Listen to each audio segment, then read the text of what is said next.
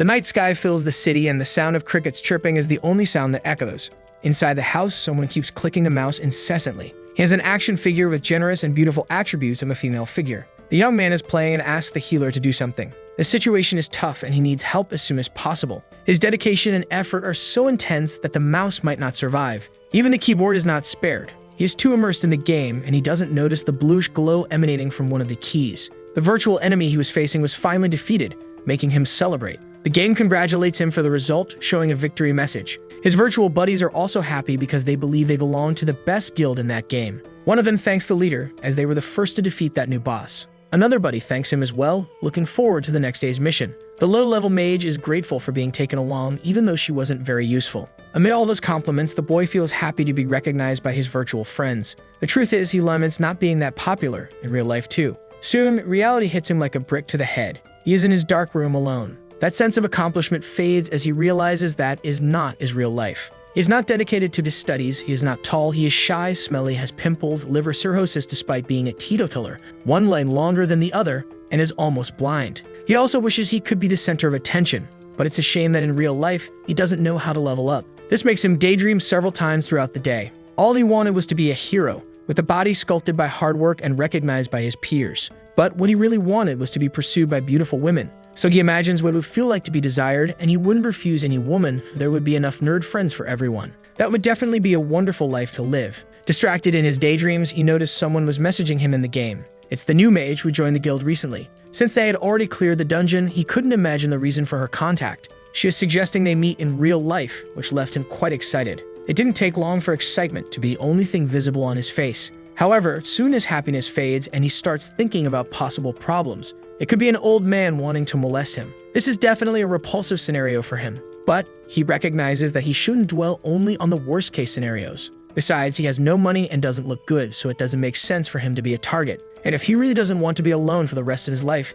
he will have to do something eventually. So they scheduled to meet on Saturday at the city park. This made him so anxious that his shout echoed audibly through the night. The noise was so loud that a neighbor woke up and yelled at him as it was already late at night. The days passed and Saturday arrived. The little yellow alarm clock rang incessantly. With the noise, the boy wakes up and turns off the clock. Properly dressed, he takes the first step outside his house. Spring makes the trees look so beautiful around the area. He had finally arrived at the agreed place, the city park. He just needed to cross the street, moistening his fingertips with his tongue. He adjusted his bangs in an improvised way. He even gave a final touch to the bouquet of flowers he was holding. His bow tie is perfectly symmetrical. Despite feeling anxious, he hopes that from now on he will become a new man. The pedestrian signal started beeping. He can't describe what he feels, whether it's anxiety or nervousness, but he knows that the closer he gets, the faster his heart beats. This reminded him of the times he was bullied at school. He wanted to be brave, but he also wanted to run. The sun is shining beautifully, and the trees are blossoming. He hopes the date will be just like in his dreams. Trying to be realistic, he accepts that he should already be happy just for having the opportunity.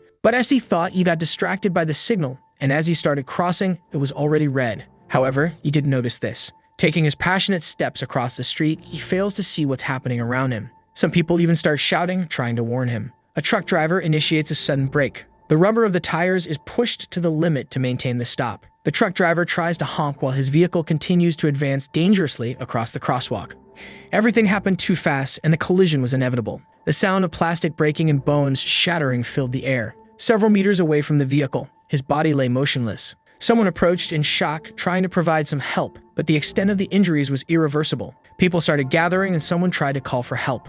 The harsh scene brought that small part of the city to a standstill. There was nothing else he could perceive, only a sudden calm. It was as if time had stopped. But he knew that everything he had dreamed of was now gone. Besides being good at games, he hadn't done anything remarkable in life, nothing he could be proud of. Fatigue was now all he felt flooding his being. After the darkness came a light and an image from the system. He didn't know what was happening or what he had logged into. He asked what voice that was, but it said it was his system and thought he had already figured things out by now. But all he knew was that he had been hit by a truck, and it said that's why he was reincarnating. He imagined he was dreaming, and the system said it needed to finish talking, which made him start shouting, thinking it was a dream, trying to wake up. The system finally said it was fed up. Continuing, it said he had reincarnated into a new world and that he should accept it. He wanted to know if he could refuse. But the system said that if he completed all the missions, he could reincarnate back into his original world, and he said he would do it immediately. It told him not to rush as it wouldn't be over in a day or two, and that he needed to get used to his new body. The boy noticed his hands were missing. saying there was a puddle of water in front of him and asked him to look at it as an image is worth 1,000 words. Trying to move, he noticed he was hopping. The water was as clear as a mirror. Scattered across the ground, there were several snails. Finally, the boy saw his reflection. It gave him an enormous emotional shock. He was taking time to process it, but he had become a mushroom. After seeing himself, he hopped away. He couldn't understand why he had become a mushroom. The snails looked at him suspiciously. Looking at them in terror, he wanted to believe that all of this was just a dream. Those snails were too strange, and they were chewing grass like ruminants. The only sound there was the sound of chewing. The chewing became a cruel mantra. They chewed and chewed the grass non-stop, a disturbing and haunting sound of that new world. The little mushroom was too frightened. After that impression, the system welcomed him to brave mainland. But it was too much, and he seemed to be in shock. Trying to console him, the system said it was indeed hard to accept everything that was happening. But there was no time to lose. The game had begun, and it was going to place the information directly into his mind. He couldn't understand anything. But now a whirlwind of information was flooding into him. That land was full of magic and wonders, with various regions, and it was known as Brave Mainland. In ancient times, monsters and humans cooperated. The latter were responsible for manual labor, and humans gifted with magic helped monsters live and prosper. In those days, learning was mutual, until one day, things changed. The demon lord Golem broke the peace and started attacking humans, attracting several monsters to his cause as they believed themselves superior. This also united humans under banners. Following the king's orders, it began to subjugate the monsters. Legends say that the 6 most powerful ones united to seal Golem. But because he was so powerful, his body was separated into 6 pieces and placed in different locations. Thus, they were scattered randomly across the land. One of them is the Castle of Time. Another is the Pentachrome of the Desert, the Sunken World, the Stormy Pastures, the Source of the Volcano, and lastly, the Land of the Dead. After all this, the monsters and humans could not return to their previous state. And even with Golem sealing, some of his followers still roamed freely. They constantly brought destruction to the land, trying to bring Golem back to life. That's why he was reincarnated, to prevent Lord Golem from returning and destroying the land. Golem's followers had already begun preparations to break his seals. Time was running out. After the explanation, the system wanted to know if the player had any questions. He wanted to confirm if by preventing Golem's return, he would be able to go back to his world. And once again, the system confirmed it. This only made him more upset, as he wasn't one of the 6 most powerful. He was just a mushroom. Hopping in anger, he ended up slipping. The feeling of imbalance ran through his body. His mushroom body had fallen to the ground. The system asked him to wait and get used to the body, but it hoped he would learn quickly, because his first mission was about to begin. The boy made a tremendous effort to stand up. That only ended up leaving him exhausted. He complained to the system, saying that he could at least be a creature with limbs, but instead, he became a mushroom. Using all his strength, he tried to get up again. But he fell again and was already feeling hopeless about achieving anything if he couldn't even stand up. The system said the game would continue, whether the player was prepared or not. His first mission was to survive, and the reward would be either body toughness or limbs. Time began to count down, 3 seconds remaining, and the snails started fleeing. One of them hid in a bush. Another climbed a tree vine. The boy remained lying on the ground. The mission started. He had 59 minutes to survive, and the system said they were coming. A portal began to glow from within. Terrified, the boy wondered who these people arriving were. A vortex formed inside the portal.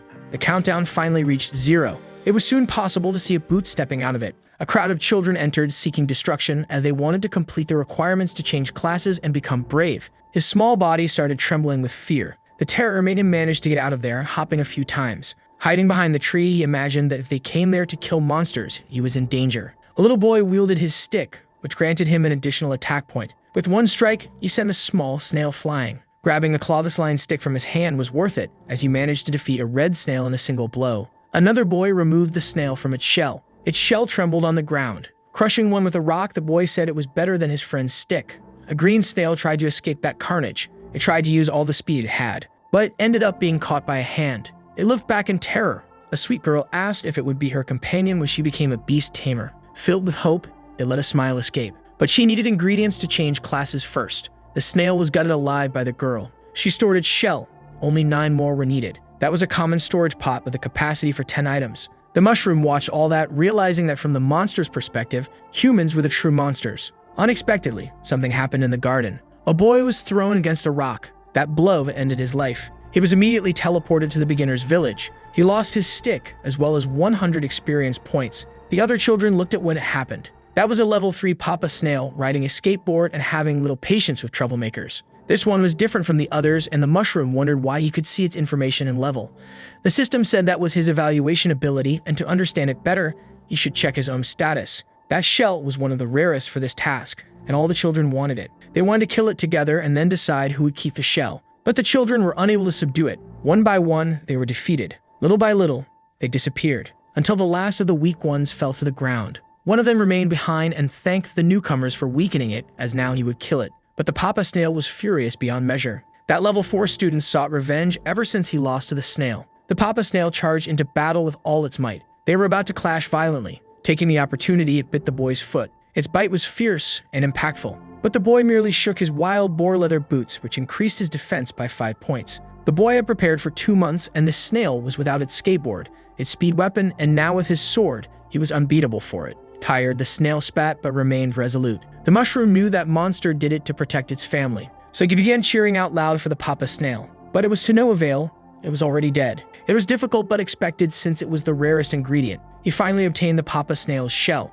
That gave the boy 20 experience points. With that item, he could finally become a knight. In the face of all this, the mushroom trembled with fear. He had no hope of surviving and hoped someone would save him. A boy advanced cautiously through the forest. He heard something in those bushes, and it could be a family of snails. He gently parted the bushes with his hands. What they found there wasn't a snail, but rather a mushroom. They screamed in terror at their discovery. The mushroom was also terrified for having been found. It was his end. He was sure they would kill him. But the boys immediately fled, warning the others that there was a monster mushroom there. So he wondered if they were really afraid of him. The system confirmed it and instructed him to check his own attributes. Deciding to give it a chance, he commanded the attribute panel to open. He was a level 5 mushroom with a resurrection coin, 36 health, 22 mana, and he was a monster. Being level 5, he was the most powerful being there, because the strongest after him was a level 4 boy. A bit more enthusiastic, he wanted to see what abilities he had. He had 2, Appraisal and Mushroom Charge. Appraisal was what allowed him to see others' information, so the charge must be an attack since it didn't consume mana.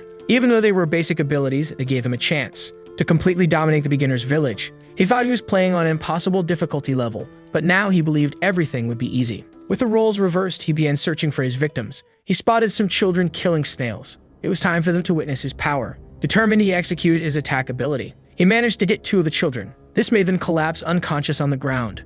The boy and the girl vanished from the area. The mushroom not only found it easy, but he also gained 5 experience points for each of them. But the other boy appeared, wondering what had happened. The mushroom turned to him maliciously. This wasn't the time for mushroom monsters. The boy was terrified. He climbed up a vine to try and escape. Fearful, he climbed the rope as high as he could. A monster of such a high level wasn't supposed to be there. Looking up, the mushroom didn't believe the height would protect the boy. Concentrating his strength, he jumped. His head managed to hit the vine. He tried again, only hitting the vine. This time, he attempted to grab it with his teeth. Not having hands was complicated, and it seemed he would have to wait for the boy to come down. He moved away from the platform, hopping. Then he entered the forest bushes. He continued hopping, searching for more targets. But a rock was thrown at him. It hit his head directly. Not only did he feel the pain of the impact, but he also lost 2 health points. Now he wanted to know who the reckless one was who had attacked the king of the forest. The boy had gathered with his friends. The strongest among them was at level 3. The boy called his friends, which could give him more experience, but it was also much more dangerous.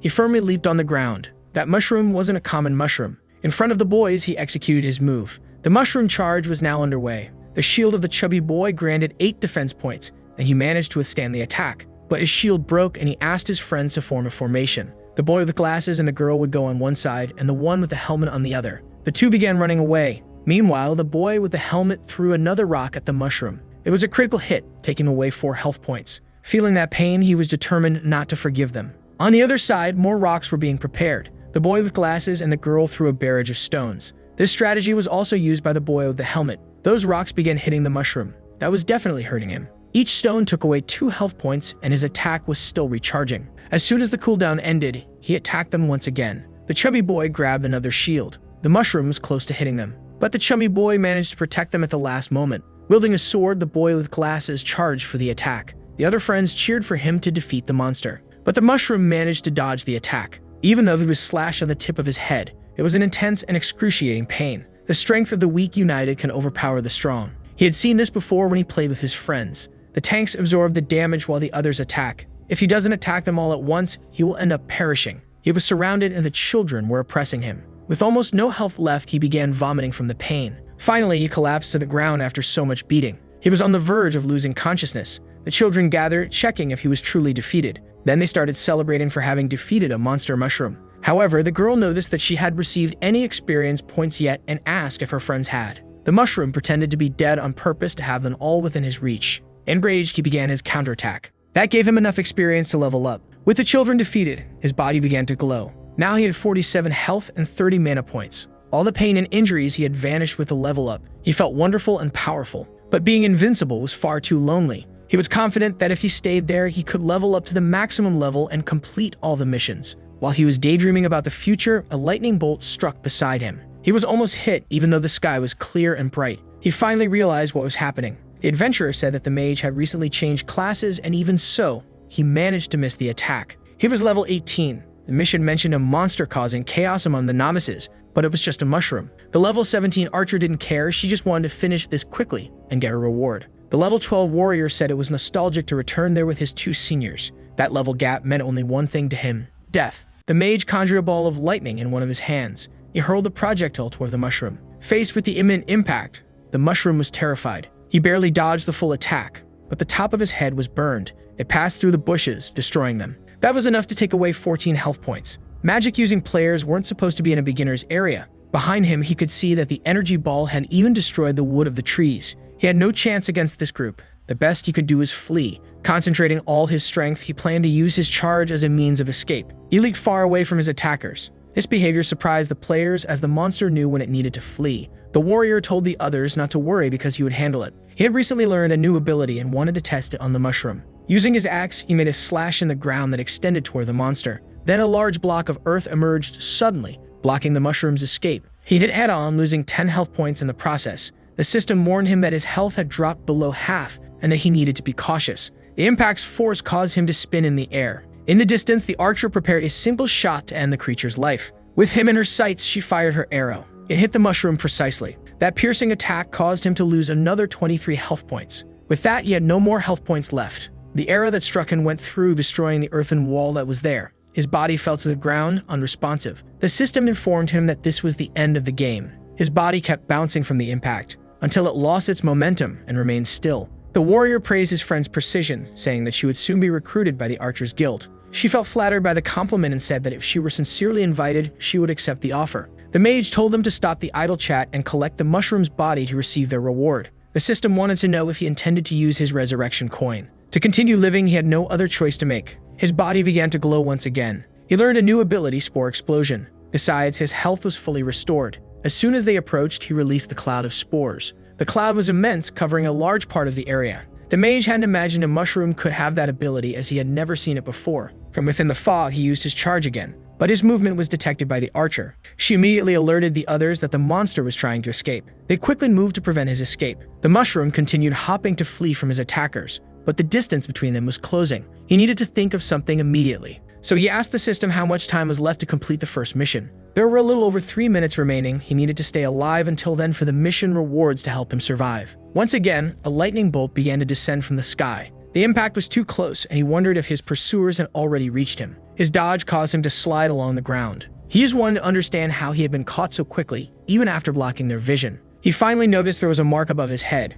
It was the hunter's tracking ability. The archer's skill, which had been placed on her arrow. The stronger the archer, the better the tracking and duration. He didn't know how he was still alive, but after being hit by her, he wouldn't be able to escape. The warrior charged forward, hoping to finish off the mushroom quickly. Reacting in time, the mushroom avoided the worst outcome. But his dodge was clumsy, and he lost his balance. He had already used his resurrection coin. He couldn't die again. While leaning against the tree, more attacks approached. Wind blades sliced through the wood effortlessly. The mushroom was injured, losing 18 health points. He definitely didn't want to die that way, so he used his spore cloud once more. The mist covered them again, obscuring their vision. But the archer told him that this strategy was useless. She could still see the mark and prepared her arrow. Once marked, she could hit him even with her eyes closed. Her hand relaxed, and the arrow was released from the bow. It violently passed through the trees, destroying them until it reached the mushroom. Once again, he had been hit by her. This time, he lost 28 health points. In critical condition, his speed was reduced by 80%, and he could no longer consume stamina as he couldn't recover.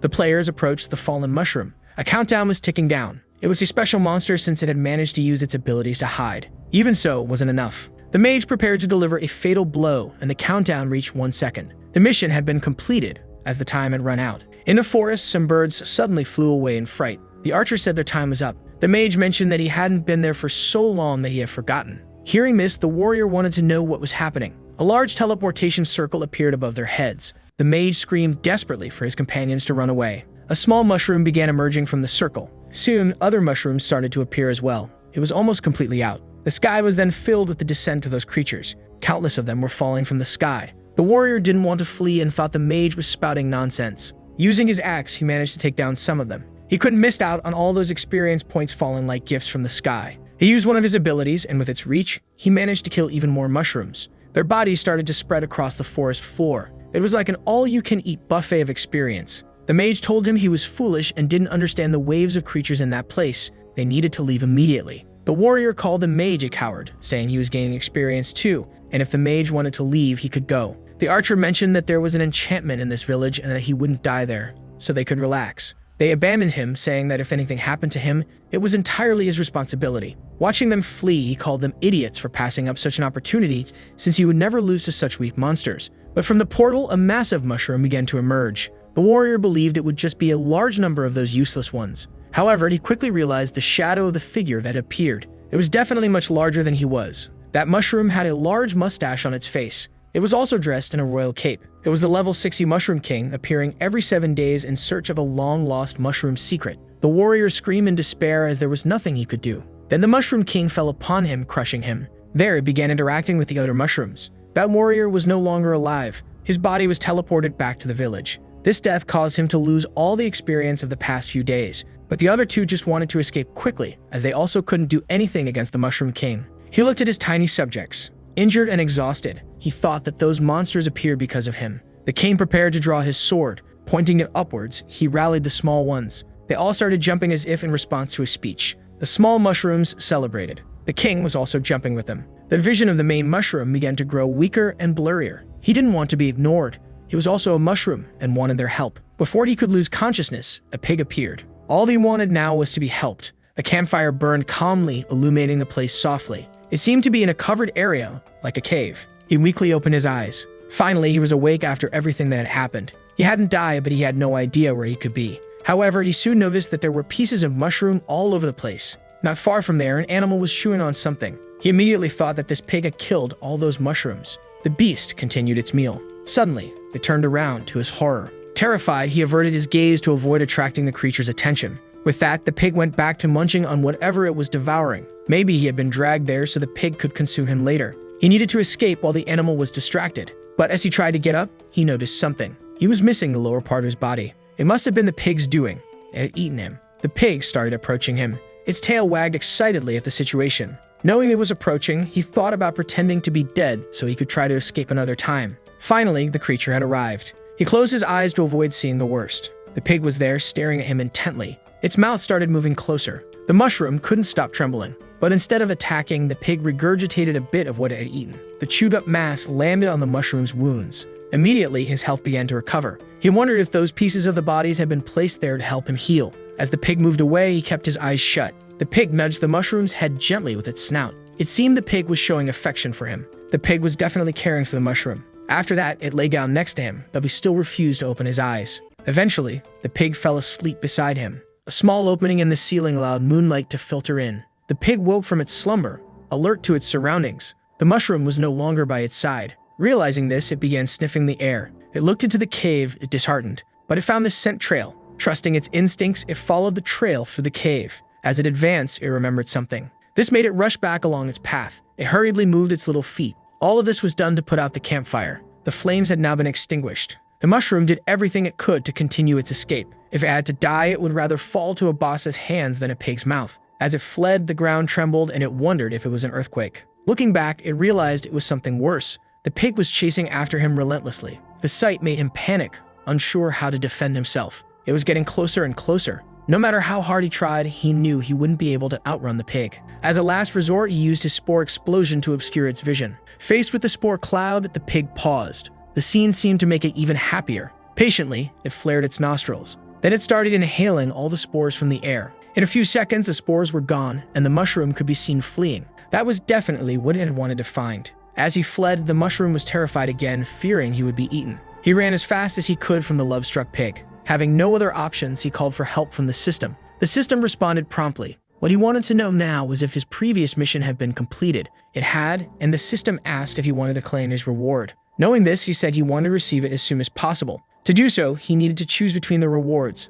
toughness, or limbs. This left him uncertain about which would be more useful. Having limbs would be very interesting. With them, he could attack the pig more effectively, and it would be more efficient if he wanted to run away. Having limbs would be more useful, as he would have a wider range of movements. The system asked if he had made his choice. Decided, he said he wanted limbs. His body began to glow. Protrusions started to form on his sides. Soon he had 2 small arms. The same process began at the bottom. His eyes continued to glow. His transformation was complete. Now he had a pair of feet to stand on, and tiny arms around his body. This was the moment to use them and keep running. But with his tiny legs, he could barely run. His speed was pitiful. Those little bumps shouldn't even be called limbs. Still, he continued his escape, terrified, unsure of what he had done to anger the pig. She sped up toward him. Getting closer, she leaped excitedly. With her little hooves, she managed to grab hold of the mushroom, causing both of them to roll on the ground. The creature planted its feet on the ground. Beside her, the mushroom lay there, unresponsive. With the chase over, the piglet licked him gently. Overwhelmed with fear, he only wished she would end it quickly as an act of mercy. The caring piglet licked him incessantly. He opened his eyes and used his appraisal ability. The process to learn more about the creature began. At level 10 and with 50 attack points, she could go into a frenzy if she became too hungry. Seeing her stats, he asked the system to show his attributes. At level 6, he was significantly weaker than her. His appraisal ability had improved, but the gap between them was too great, and he couldn't imagine being able to get away from her. The piglet seemed to hear something. She then started staring intently at the cave's exit. Her posture indicated that something suspicious was happening. Focusing, her nostrils picked up a scent. She immediately realized what was going on. She began circling as if trying to communicate something to the mushroom. Not knowing what was happening, he thought that if she wasn't going to eat him, he would leave now. Suddenly, pieces of the cave began to fall. The entire structure started to shake violently. It could only be an earthquake. Outside, some creatures were in a crater. They moved with incredible speed. Their agility was so great that they were hard to see. The force of their steps caused the entire structure to tremble. A stalactite began to shake excessively. Its tip broke off, falling toward the ground. This happened with several others, making them extremely dangerous. The piglet headed for the exit, and the mushroom followed. He didn't want to be left behind and begged the pig to wait for him, terrified of being hit by a falling rock. His plea touched her deeply. The piglet changed direction, willing to help the mushroom. She ran to reach him. Nimbly, she dodged a falling stalactite. The impact on the ground was strong. If it had hit her, it would have been serious. But her agility was simply admirable. Her determination allowed her to reach the mushroom. Approaching him, she nudged him with the tip of her snout. With a single movement, she tossed him up. Now he was on her back as if he had a mount. With his new appendages, he tried to hold on as best as he could. Her speed was almost too much for him to keep his grip. Effortlessly, the piglet avoided all the obstacles while the mushroom struggled to keep himself from getting sick. The exit was in front of them, getting closer and closer. She gave one final push with her legs. Her powerful leap allowed them to escape before the exit was buried by rocks. If they had taken any longer, it would have been trapped inside. Finally, she landed on the ground outside. Both were safe, but the mushroom was out of breath. Where the entrance to that part of the cave once was, there were now only rocks and a cloud of dust in the air. Above, the peculiar figures gathered. They were also pigs, like her. Curious, the mushroom wanted to know if they were friends of his mount. Wild boars, level 18, powerful and aggressive, but they preferred to flee when faced with a greater threat. One of them stomped the ground with its hoof. The others formed a corridor with a bonfire at the center. The fire burned atop the head of the one who seemed to be the leader. Faced with this, they stared at each other intently. The mushroom could tell that this monster was level 35, but his analysis ability was still too low to get more information about it. After a brief standoff, the piglet turned her back on the boars. One of them was outraged by this behavior, but the leader let out an intimidating grunt. The other boar understood that he shouldn't do anything. They merely watched from above as she walked away. Following a path separate from her herd, the mushroom and the piglet had no idea what awaited them on this adventure. In the cave, she attended to his wounds, and now she had saved him from the cave. The piglet didn't seem to have any hostile intentions toward him. She continued sniffing the ground. Her snout searched for something. Calmly and attentively, they advanced through the meadows. He asked the system where they were. They were in Crescent Bay, east of the Tempest Grasslands, 200 kilometers from the starting village. That was definitely a generous distance, but the mushroom had no idea how he had ended up there. Perhaps the pig had used a teleportation ability when he lost consciousness. Something happened that put the piglet on high alert. A sticky, slimy mass rose into the air. It quickly moved toward them, but the piglet managed to dodge. Once again, she evaded, and the mushroom remained steady on her back. She was truly agile, and those attacks posed no threat. But she couldn't keep dodging forever. The hostile creature that tried to strike them retreated back to its hiding spot. The prairie returned to its calm state. There was danger on all sides, and the mushroom was fortunate that the piglet was always on high alert. And indeed, she was scanning the surroundings and scents. From within the grass, the monster that attacked them began to reveal itself. It was an enormous toad trying to devour them. Its size frightened the mushroom, who immediately used his appraisal ability. Bull Toad, level 11, voracious and needs to eat the equivalent of his weight every day, preferring prey it can swallow in a single gulp. With its position revealed, it locked eyes with the piglet and the mushroom. They stared at each other briefly after that first encounter. Once again, it tried to catch the piglet with its sticky tongue, but she dodged with ease. Unfortunately, the mushroom wasn't as lucky and was captured, which made him scream for help. She noticed her companion was in trouble. This filled her with rage at what the toad had done. She charged furiously toward it. The toad prepared to swallow the mushroom, while the piglet advanced fiercely. As its tongue retracted, it could only focus on the prey it had already captured. It was getting closer to swallowing him whole. But beneath it, the piglet was making her move. Desperate, the mushroom considered using his spore explosion as a defense. However, the piglet's hooves were ready. With a powerful charge, she struck the toad, and it felt the impact. The pain caused its tongue to release the mushroom. He safely landed on the piglet's back, who was now very happy. This time, he was genuinely grateful for being saved by her once again. However, they were still not safe, and a slicing attack was approaching them. Sensing the danger, she jumped to avoid being hit. Looking back, they realized what they had narrowly escaped. The toad had been sliced entirely by that attack. Its pieces fell onto the prairie floor. Footsteps echoed, and they resembled those of an arthropod. The mushroom knew there was a more dangerous monster than the toad around. Near the toad's carcass, there was something similar to a praying mantis. It plunged one of its blades into the toad's flesh. Tearing off a piece, it began eating its prey right there. This was a blade mantis, level 19, the strongest of its kind and could cut through steel. Its defense and health points weren't impressive, but its attack was far too dangerous, boasting 280 points. While it ate, it wasn't entirely distracted and noticed there were more creatures nearby. With just the toad, it was already difficult. With this level 19 creature, acting rashly would mean they wouldn't make it out alive. The mantis calmly ate the piece of toad it held. Slowly, it sheathed its blade. The monster did this with the patience of a professional. Ready to attack, it widened the distance between its legs. Its stance was offensive, and its eyes were fixed on the piglet and the mushroom. If they were hit, it would be the end. The pig needed to be extremely cautious now. However, before it could act, a rock was thrown high into the sky. It flew high, distracting the mantis. As everything that goes up must eventually come down, the rock fell to the ground. They watched in surprise at what had just happened. That boulder seemed to have acted deliberately. What was left of the mantis lay beneath it. Its body was slowly absorbed, until nothing was left of it there. An opening slowly formed on the boulder, revealing a sinister-colored eye. It stood there, motionless in front of them. It was a boulder mushroom, level 26. They mimic rocks until their prey is close enough, posting good defense but being slow. The mushroom advised the piglet to back away slowly until they were no longer in the creature's line of sight. She followed his advice, moving slowly backward. The boulder remained still in the grass. Then it decided to return to hiding, transforming back into just another lone rock amidst the landscape. Continuing their journey, and the mushroom was reaching his limit. The piglet pushed him up the hill, but she was also exhausted. They walked a little further despite this. When they reached the nearest shade, they lay down on the grass, worn out. The piglet caught her breath while watching a dandelion. There were many of them around as she began observing them. This caused her to be momentarily distracted by their beauty. However, the mushroom wanted to know if it was safe to stay in that spot. Something catches his attention. The place is vast, the plain stretches to the sea, and there are enormous creatures flying in the sky. This world can be very dangerous, but it's beautiful in equal measure. While he was daydreaming, the system screen appeared in front of him. It informed him that this world resembles his own, with natural laws and its own ecosystem, and he imagined himself at the lowest part of the food chain. If it weren't for the piglet, he would already be dead, but he didn't want to give up.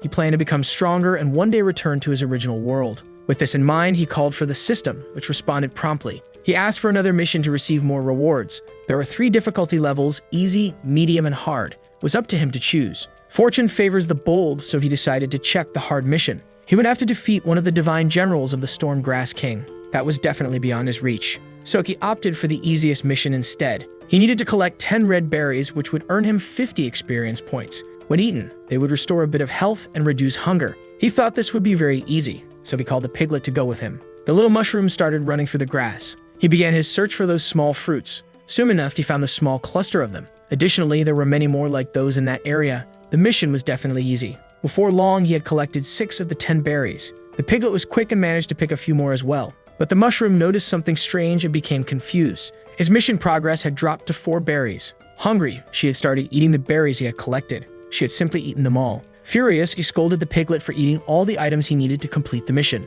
Enraged, he was determined to show her who was really in charge. He swung his hand swiftly toward the piglet, but his insignificant blow was absorbed by her and she didn't even notice it was an attack. She continued eating the berries calmly. Adjusting her position, she accidentally bumped into the mushroom, sending him flying. Feeling she had bumped into something, she looked back. Then she wagged her tail, happy to be with the mushroom. He was terrified. thinking she intended to attack him and retaliate. In the end, she tossed him playfully into the air, thinking it was a game. Now he had a new mission, to collect 30 fruits to earn 70 experience points and an inventory box. Next, he needed to catch 15 fish to earn 80 experience points, using his spores to make the task easier. Then he collected 20 mineral stones to gain 100 experience points. Time passed as he completed these missions and the day moved on. Eventually, he reached level 9 with 75 health points and 39 attack points. The piglet ate everything he gathered, and despite working hard, he only gained 3 levels. Exhausted, he thought about resting as well. Snoring, she dreamt of all the things she had eaten. Taking advantage of the opportunity, he decided to take on one more easy mission while the pig was sleeping. He needed to absorb all the items he had collected to earn 200 experience points and an exclusive skill. Another mission offering a special reward. Absorbing everything he had collected was the easiest mission of the day. He opened his inventory to retrieve what he still had stored. With that, a pile of food appeared. The smell of it reached the piglet's nose. This made her wake up immediately, wagging her tail in happiness. The mushroom told her she had already eaten plenty in the morning, and that this was his. Upon hearing his refusal, she looked disheartened. Just as he was about to eat the fruit, he glanced at her out of the corner of his eye. Feeling pity, he threw her the fruit he was about to eat. She had definitely been sad, but that small gesture lifted her mood. She danced with joy for receiving that fruit. Since he got a few extra items, he decided to give her the excess, but he asked her to eat sparingly because he didn't plan to give her more once she finished eating. Sitting under the tree's shade, they both ate. Taking a bite of the stone, he ended up fracturing one of his teeth. The truth was, he had no idea how to eat that stone, so he asked the system how he should do it. Reviewing the mission status, he realized he hadn't absorbed anything yet. This made him question if the system was tracking it correctly, as he had already eaten 5 berries in total. The system hinted that he should carefully consider what the mission was asking him to do. It was to absorb, not just eat the fruits. Finally, he realized that the absorption process might be different. That large mushroom from earlier had absorbed the mantis by sitting on it. Looking at his own underside, he wondered if he would have to do the same to absorb the items. Finally, the moon rose into the sky full of stars. Scattered on the ground were the items he needed to absorb. He sits on the fish.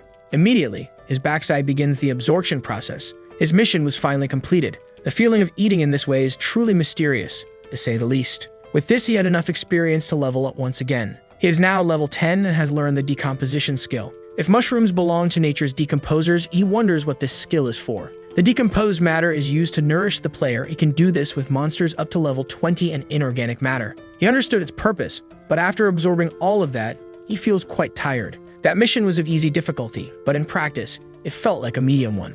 The little pig sleeps happily with her apple given by the mushroom. Watching her, he imagines they've done enough for the day. It was time to rest for the adventures that would begin at dawn. The day breaks, and the little pig is determined to eat all the apples she can find. His next mission is to kill 10 monsters from that region. His missions, although easy, are gradually becoming more challenging. However, he and the pig are now level 10. As long as the monsters are weaker, they won't have difficulties. So he called her over, as if she was satisfied it was time to begin the mission. This world is still different from a game. Monsters don't just appear out of nowhere. While they walked, the pig's attention noticed something. Both she and the mushroom became alert. They had spotted the first target of the day. This small creature is a slime. It is at level 8 and can only be defeated when its heart is damaged. When it dies, it becomes a gel used as an ingredient in some medical recipes. They prepare to move towards the slime. With no time to lose, the time for the fight has come for both of them. The mushroom uses its charge, hitting the slime squarely. This causes it to be thrown across the grass. The impact's force left it disoriented.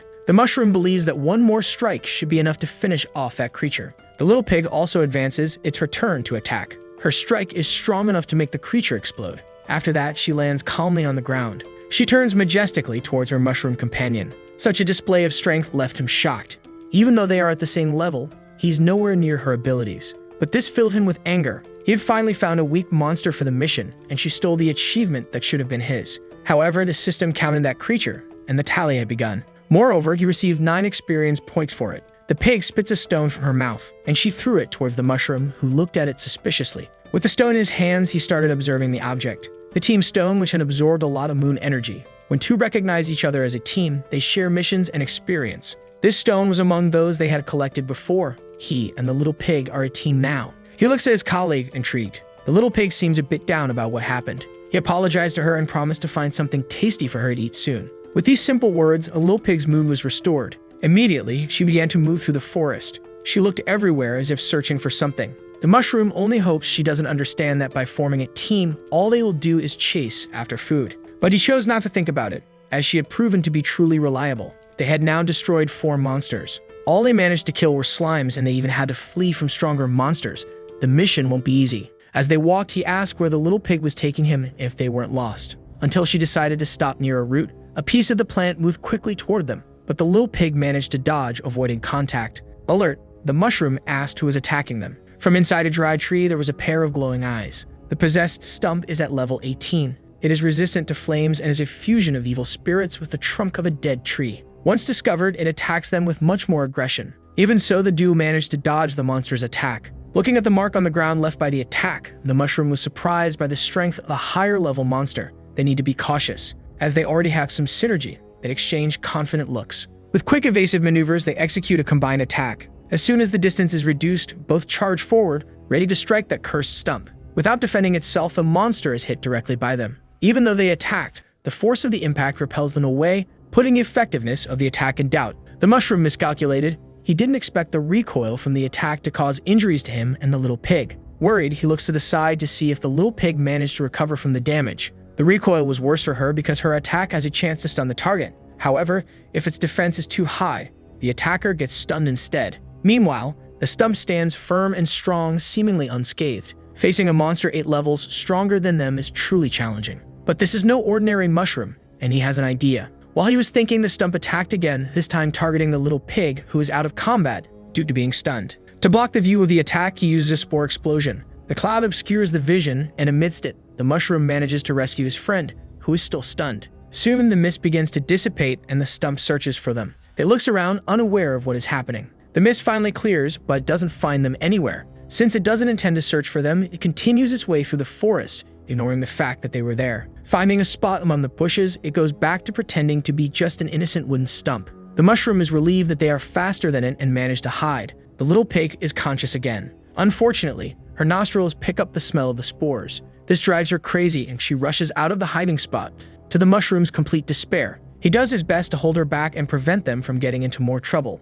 At that moment, she was being a terrible team member, ignoring the danger of the situation. Happily, she starts licking the mushroom's cap. Faced with the situation, he feels powerless and simply asks her not to eat him. Partially understanding what he said, the little pig suggested they should look for something else since they can't defeat that stump. However, he is determined and says it's all part of his infallible plan. Still hiding, he is sure the monster isn't too far from them. Among the wood, small mushrooms start sprouting. Soon they are completely whole and functional. As if sick, the stump begins to lose its health, 5 points at a time. This is the moment the mushroom orders the little pig to attack the enemy. She agrees with him and gets ready to charge. Both jump towards the stump, which is now agonizing from the infection. Once again, they strike it with all their strength. This time, there was no recoil damage, and they managed to land on the ground normally. The monster had been defeated by them. He gained 100 experience points, and the little pig gained 70. With this victory, both advanced to level 11. This made him enthusiastic. This strategy is effective against any stump they may encounter in the forest.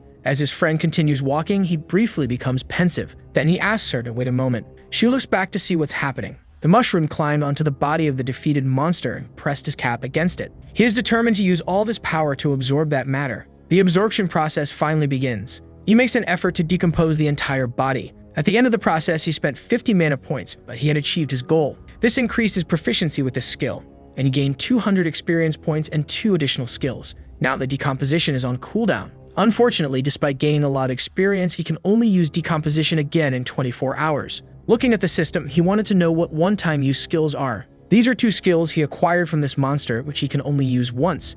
If they have a duration, they are limited to a maximum of 10 minutes. Camouflage makes him become an object of the environment, and bark skin turns her into wood, increasing her defense. Because of this, he became very confident that he will be able to defeat the Demon King. The sky is illuminated by the moonlight, and inside his shelter, it is possible to see there is light within. The campfire burns, lifting soot into the air. Next to it, the little pig sleeps peacefully. The mushroom is now at level 15, and his attack and health points are significantly higher. The same can be said for the little pig, who is now at level 14. Even though their progress is linear, he knows that stopping Golem's followers is now simply impossible. Pensive, he asks the system how long it will take to change class if he continues at this pace. The system tells him that monsters do not change classes but grow stronger through evolution. This is a new possibility for him, as he doesn't know what evolution entails. Each monster has its own evolutionary paths, but they can also acquire special mutations depending on their environment. Because of this, he wants to know when he will be able to evolve. The first evolution mission will come at level 20, the second at level 40, and so on.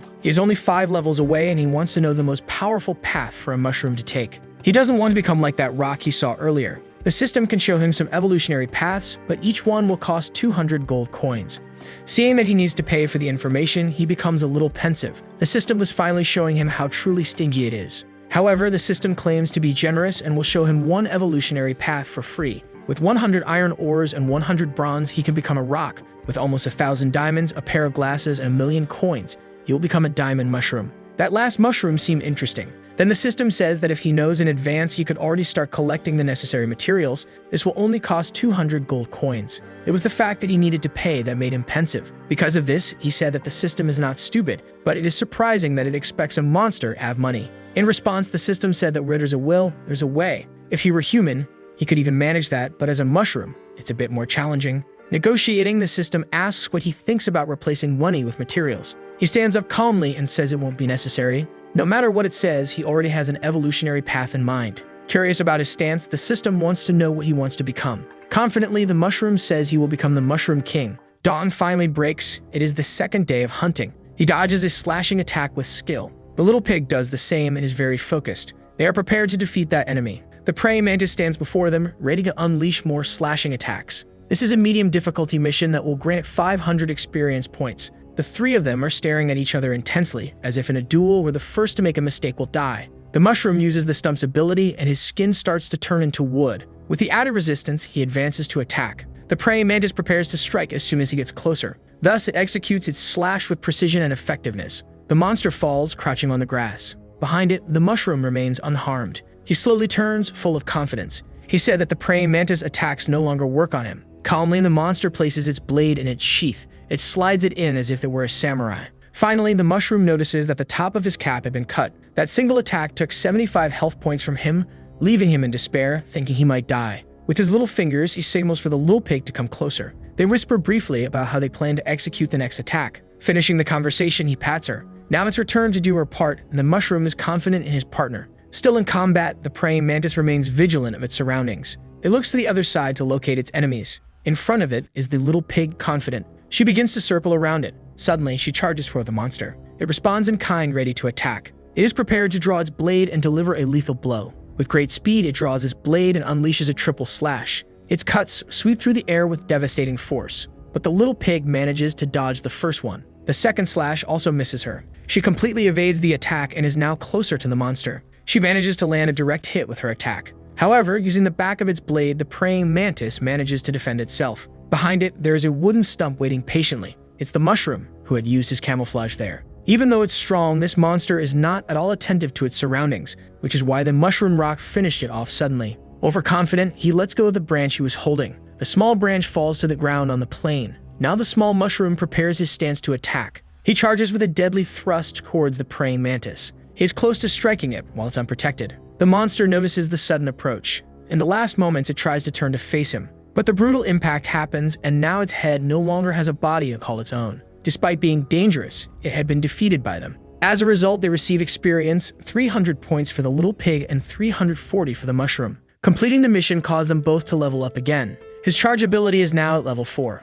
He boasts about being a professional player. With strategy, stronger monsters are not a challenge. So he asks the system for another medium difficulty mission. He must go to the Mushroom Kingdom, but the system warns him that the journey is long and he should be careful with his stamina, as if he exhausts it, he could be preyed upon by weak monsters. Curious about where this kingdom is located, he wanted to know if it was far from there. But the system says it's not that far, just 400 kilometers away. After hearing that, he looks at the road, deep in thought. It could only be the system messing with him. The system says there's no need to walk there and that it can tell him a faster way for a mere 200 coins. Ignoring the system, he looks at the little pig and says it's great to have her as company at times like these. That made her feel very proud of her abilities. The system remains silent after being ignored. So the day goes by, and he continues his journey to the Mushroom Kingdom. With much effort, they advance 20 kilometers towards the destination. His strategy was to place an apple in front of the little pig. But now she is exhausted after so much walking. Walking this way is too tiring, and he only has 33 stamina points left. At this rate, the system says he can only walk another 18 kilometers before his stamina runs out.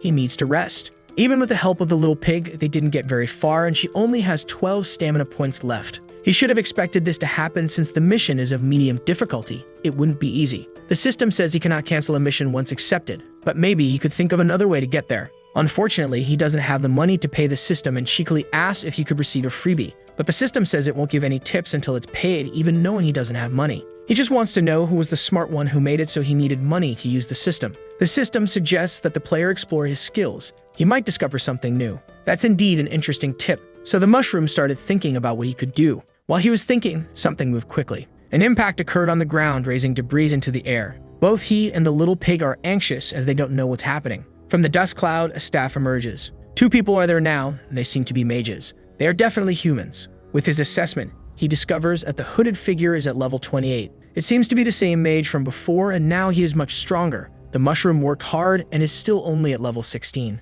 The other mage is at level 36 and says he has finally found what he was looking for. They walk towards the spot where the mushroom is. The hooded one is levitating and getting closer to them. The little pig steps out of her hiding spot. She boldly places herself between the mage and the mushroom. She stomps her foot on the ground, furious, but they continue approaching. The mushroom is paralyzed and asks his companion to return to him as she could die. Without any hesitation, the mage kicks the little pig out of his way. The blow is strong and she flies far away. It leaves her devastated and she can't get up. Because of this, the mushroom is left speechless by such unprovoked aggression. But the mages pass by him without caring. The hooded one found it strange that such low-level demons were in that place. With what happened, the mushroom is still paralyzed. The bald mage turns to the storm hawk eggs as he had risked his life to find them. These eggs are necessary for his class change. Carefully, he takes one in his hands. He had finally found it, and the mushroom remains there, completely paralyzed. The danger posed by these two is immense. Involuntarily, he fires his spore explosion. The two start coughing from the mist. The bald one didn't expect the mushroom to be able to perform this skill. His companion said he had seen one do that before, but they needed to leave quickly as the place is very dangerous. Recovered, the little pig starts running towards them again, filled with rage. Her attack is set, ready to hit either of the two. She leaps furiously at them. Now the little pig is almost about to strike the bald one. However, the tip of his staff begins to glow. Mysteriously, he vanished from her sight. The little pig was left confused, but it was too late to stop her attack. Thus, she collided with the stone in front of her. The impact left her stunned once again, and she fell onto the small tree into the hawk's nest. She is now lying on one of the remaining eggs, but she is completely unaware of what is happening there.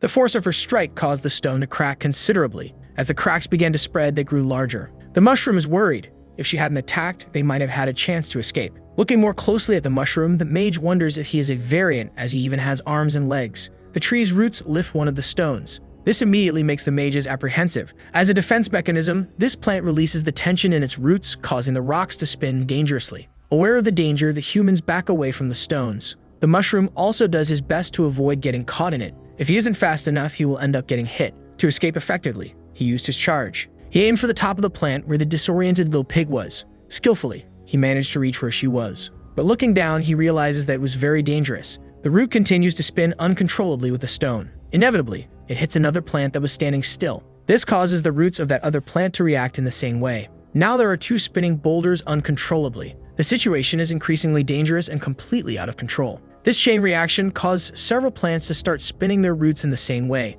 Trapped in that place, the bald mage casts a spell to protect himself from the impacts. The other does the same, worried about the possibility of being hit. A random little creature passing by was struck by a boulder. It definitely won't be going home today. One of the spinning plants begins to twist again. Slowly, the stones it was spinning return to their original positions. Its root intertwines once more, and among its stones there is a poor creature. The roots immediately begin to consume that body. After the danger passes, they return to normal, and the little creature's body is already dried out. This scene made the mushroom realize the extent of the danger he had faced. Meanwhile, the little pig remains disoriented beside him. The bald mage is not at all pleased with what just happened. Realizing the situation, the mushroom looks in their direction. The hooded one is already prepared to use his lightning. Even though he had protected himself, the bald mage took some damage, which made him furious. The same can be said for the hooded one, who now has fewer teeth in his mouth. Someone would pay the price for this, and the mushroom realizes he will be the target. The humans advance toward him, ready to cause harm. But high in the sky, a flying creature announces its arrival. This is enough to make both of them realize that it might not be worth staying there.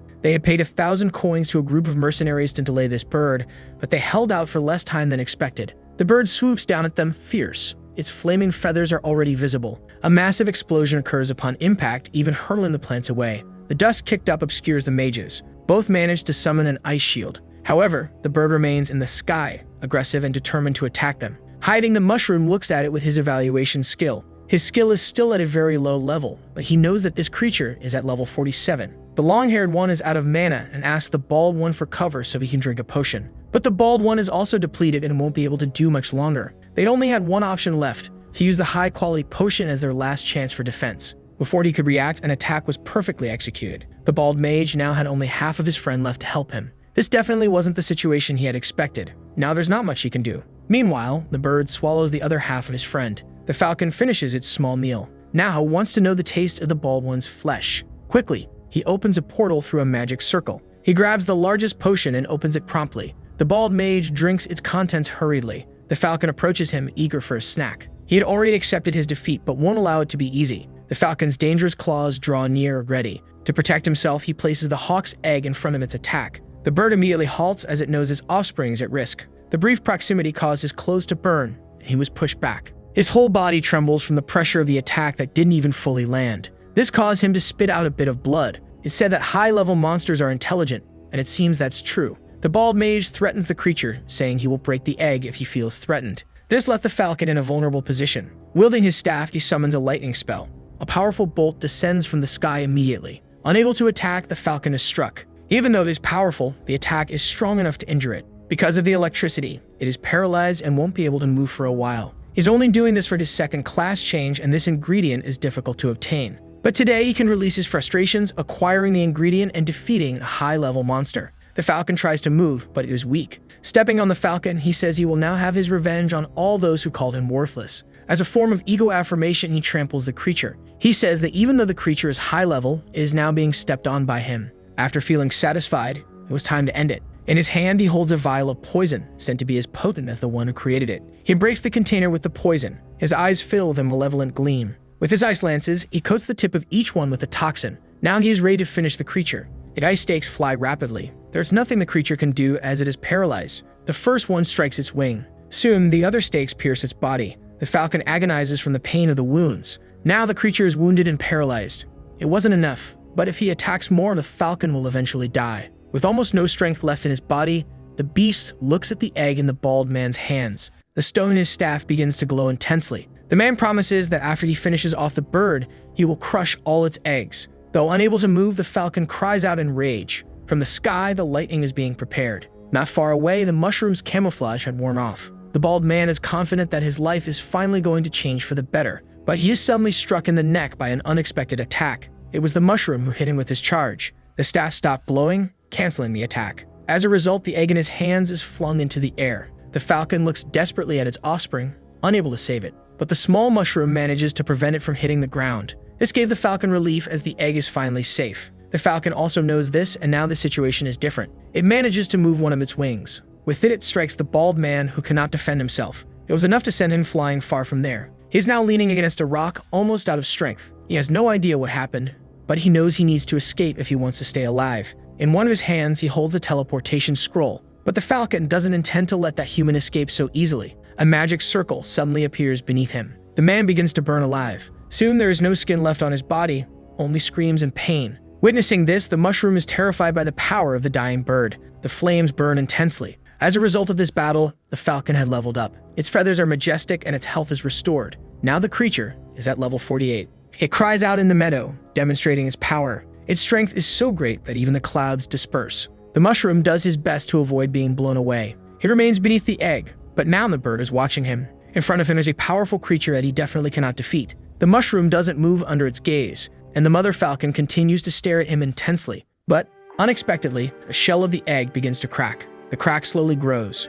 From it emerges a tiny baby falcon. Immediately, the small creature looks around. Stepping out of the egg, it takes its first steps. Looking at where it came from, it sees the mushroom. It seems to give him a smile. Curious, it approaches the mushroom. It nuzzles him affectionately, as if it knows what happened. The powerful bird is thrilled with the birth of its chick. Emotional, it starts approaching it, but as it gets closer, it notices something unusual. Its chick rejects it and kicks its face. A chick is irritated by all the closeness. Sweet and cold, the mushroom asks what it had done to its mother. Two other small creatures approach from there. The falcon mother, her chick, and the mushroom look at them. It's the piglet, and on its back are the other two chicks that had just been born. This made the falcon mother even more emotional and full of love. She approaches to caress her little ones. However, the other two immediately reject her. They are playing with the piglet, thinking it is their real mother. The other chick approaches the mushroom once again. Definitely, they are very cute, although dangerous. The three little ones are playing with the mushroom and the piglet. Meanwhile, the mother watches everything desolate. Great is her suffering for being rejected.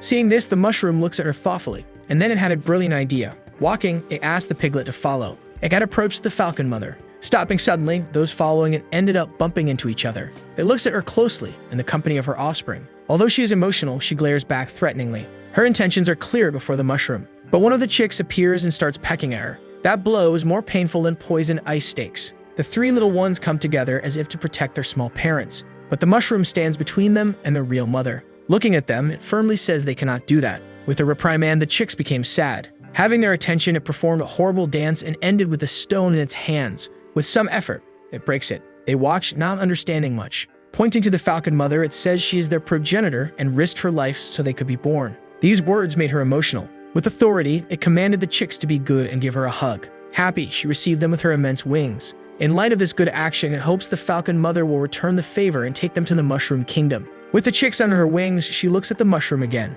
Her gaze remains extremely threatening. Now it feels a bit uncertain about its strategy and hopes she will consider being grateful to it. But all she does is turn around and leave. Desolate, the mushroom still hopes she will take them to the mushroom kingdom. However, all it sees is them moving away into the horizon. In the distance, the chicks look back. The falcon mother does the same, with her intimidating gaze. She says the mushroom is bold as it is a low-level monster and wants to give her orders. It did not expect that creature to be able to speak, and more than that, by its voice, it is clearly a male. Concern weighs on it brutally, and the small mushroom starts to sway cold. The falcon steps in its direction. He wants to know what qualifications the mushroom has to make demands before him. Walking, it felt there was something wrong with its body. The bird ended up spitting some blood. Its chicks watch the scene worried. It seems its wounds were too extensive and it begins to tremble, until its body succumbs and falls to the ground. This unexpected result left everyone worried. The little chicks approach the falcon. The bird is so weakened it can barely keep its eyes open. Worried, it looks at the mushroom and the piglet as if they were wrongdoers. As hours passed, night fell over the prairie.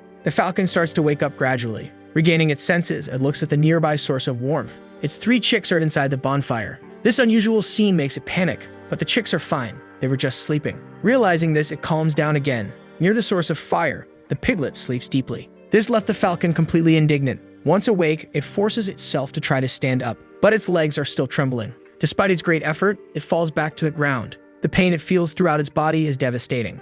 Not even leveling up was able to cleanse its body of that synthetic toxin. Close to it, it heard the sound of some flasks clinking. The creature looks intrigued at the source of the sound. The mushroom, with its small hands, pulls some things from its bag. On the ground before it, there are various items and gold coins too. Seeing all that, the falcon addresses the mushroom. With a mischievous smile, it says the bird has finally woken up. Then it starts walking towards him with a vial in hand. As a cautious creature, the bird immediately became wary of the mushroom. It simply ignored her and forced the contents of the vial down her throat. That was hateful. It didn't even have the strength to resist the actions of a low-level monster. However, immediately felt something change. That potion made its stamina gradually increase. It was good the falcon hadn't eaten the entire body of one of them, for there was the antidote, but it would take time to take effect, so it should rest. Knowing the situation was unusual, it asked why the mushroom had saved it, but it says that if it hadn't done that, there would be no one to take care of his offspring. And thanks to what it did, they are all safe there. The falcon looks at its chicks, moved. Even with the antidote administered, it still struggles to stand.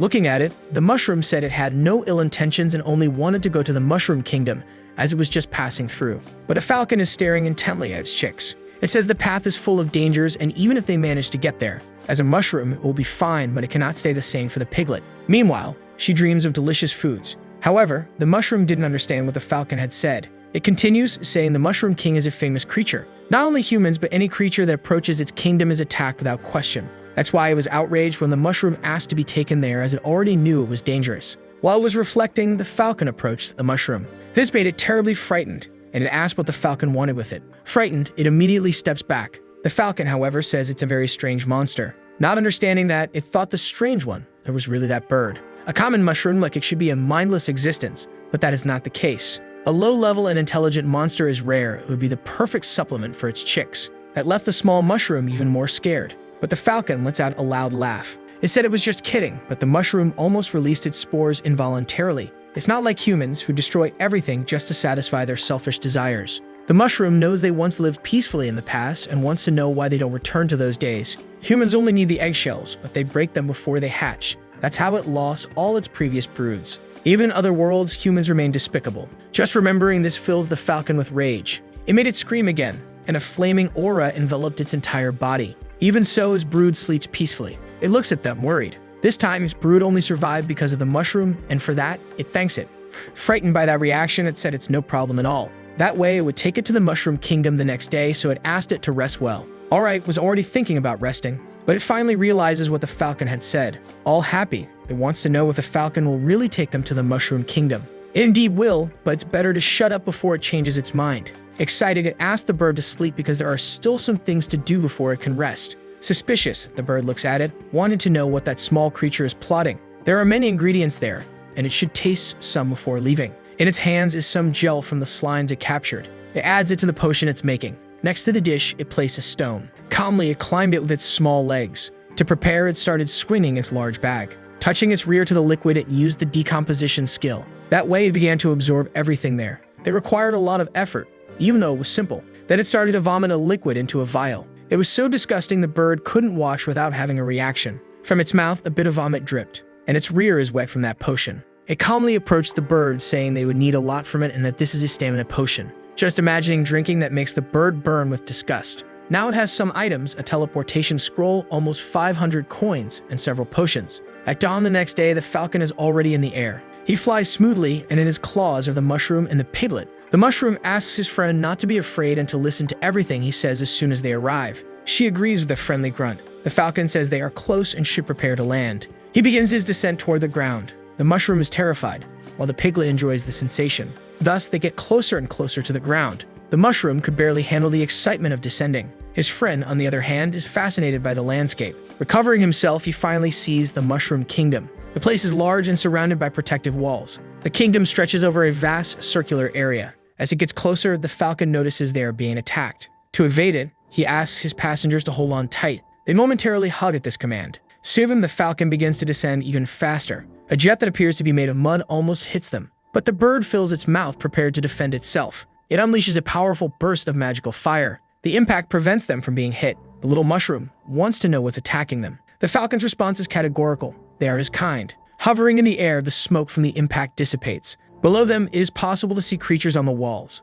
Several mushrooms are positioned there like artillery. The mage is ready to act, and the small mushrooms go to their positions. He is at level 44, calm and serene, and uses his magic to make other mushrooms evolve. With a wand in hand, he begins to recite an incantation. Then he touches the mushroom next to him. The little one starts vibrating. It doesn't take long for the vibrations to turn into jumps. It finally transformed into another mushroom full of thorns. It is an explosive mushroom that self-destructs and can take down creatures twice its level. This one is at 24, so it hops a bit in another direction. Now it's lodged at the tip of a cannon. The cannon mushroom is at level 36. It usually shoots mucus, but in its absence, it can fire other objects or mushrooms. Its nose starts to itch. The need to sneeze grows stronger. Once inevitable, it takes more and more breath. Its cannon retracts because of this, until it finally sneezes with relief, launching the explosive mushroom into the sky. Several of these shots are fired. The falcon needs to protect itself, or the result could be fatal. It knows this and waits for the moment to act. Skillfully, it manages to dodge all of them.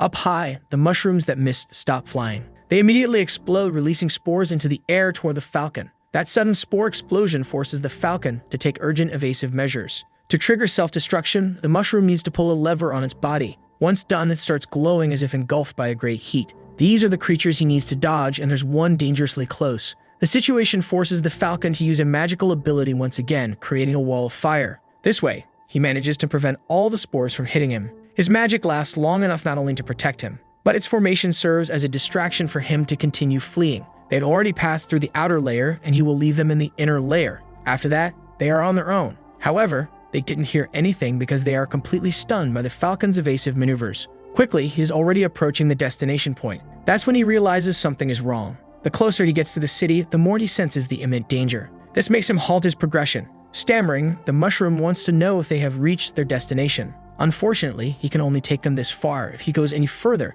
he certainly won't be able to return. Faced with this, the mushroom wants to know where they are. Without an answer, it felt the falcon's claws dropping him in the air. For a brief moment, they didn't understand anything that was happening. Now he and the piglet are in free fall, but she seems to be loving the experience. As they get closer to the ground, they are also getting closer to a rainbow. The little mushroom hits it with its head. After the first impact, both start sliding down it as if it were a slide. The further they go down, the more they feel that characteristic tickle in their stomachs. They are almost reaching the ground. After bouncing a few times on the grass, the two are finally sitting on the lawn. They remain still, meaning to process everything they just experienced. They felt intense emotions in a short time. The piglet loved the process. Her friend, on the other hand, wished for death. Looking back, he thanked God for not having died. It didn't take long for them to feel a slight tremor in the ground. The tremor grew stronger, making them look at that boulder. Another one also began to vibrate alongside it. There, in that innocent grassy field, they were surrounded by enormous stone mushrooms. The terrifying scene left him petrified. But one of them hesitated, unsure of what to do,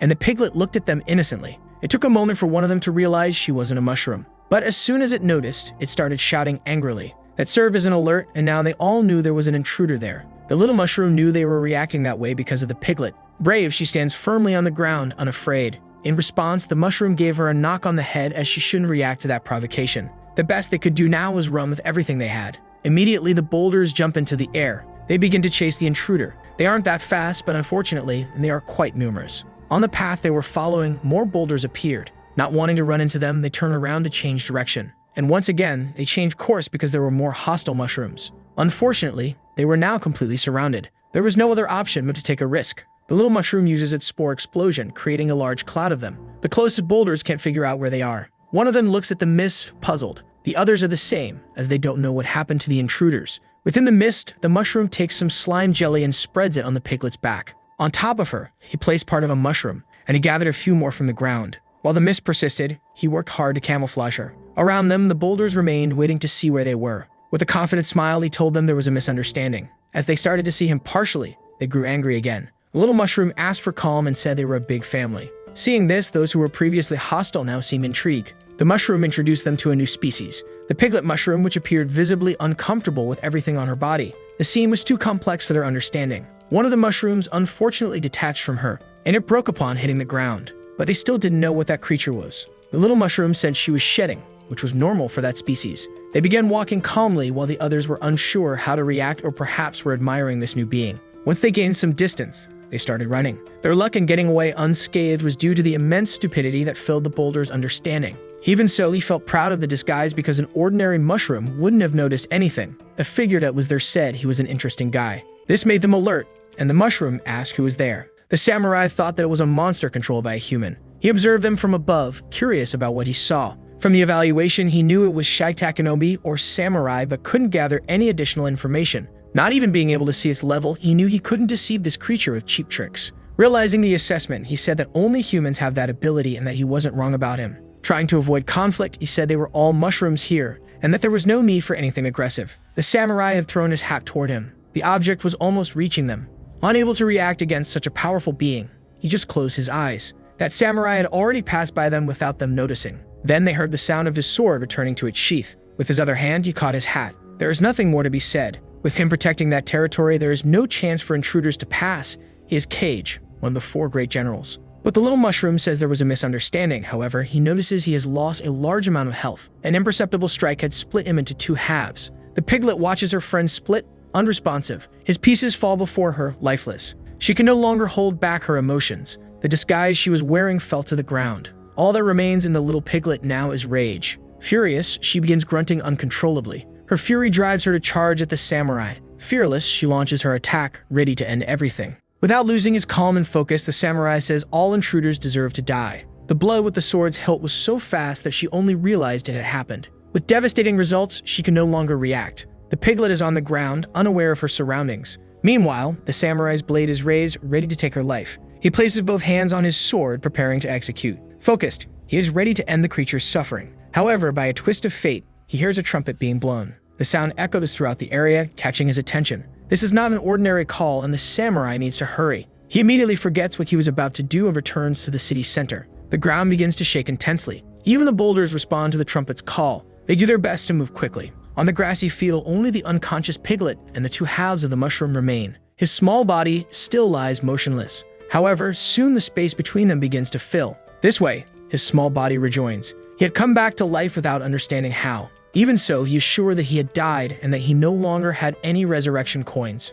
Regaining his senses, he realizes the piglet is unconscious. Terrified, he goes to her to see if she's okay. Peter grips the mushroom, who fears his companion is not well. Even trying to wake her up, she shows no reaction. Faced with this, the mushroom feels desolate. Imagining he lost his companion, he cries inconsolably. This causes him to release spores involuntarily. The mist dissipates quickly. He laments, saying he is responsible for bringing her there. However, the piglet's nostrils begin to inhale the spores. That causes her to immediately get up, hitting the mushroom's face. She is awake and revitalized as if nothing had happened. Everything happens so quickly that the mushroom still doesn't understand his friend is fine. She looks at him as soon as she notices him. She happily runs to the small mushroom, thinking he had also perished. The piglet licks him non-stop, but he doesn't mind as he's relieved she's okay. Wiping his tears, he believes she had passed away. Once again, the sound of the trumpets echoed, catching the dude's attention. That sound produces unexpected reactions in him. The piglet finally notices her friend is acting differently. The small mushroom appears to be in a hypnotic state. She grunts a few times, but he walks like a zombie.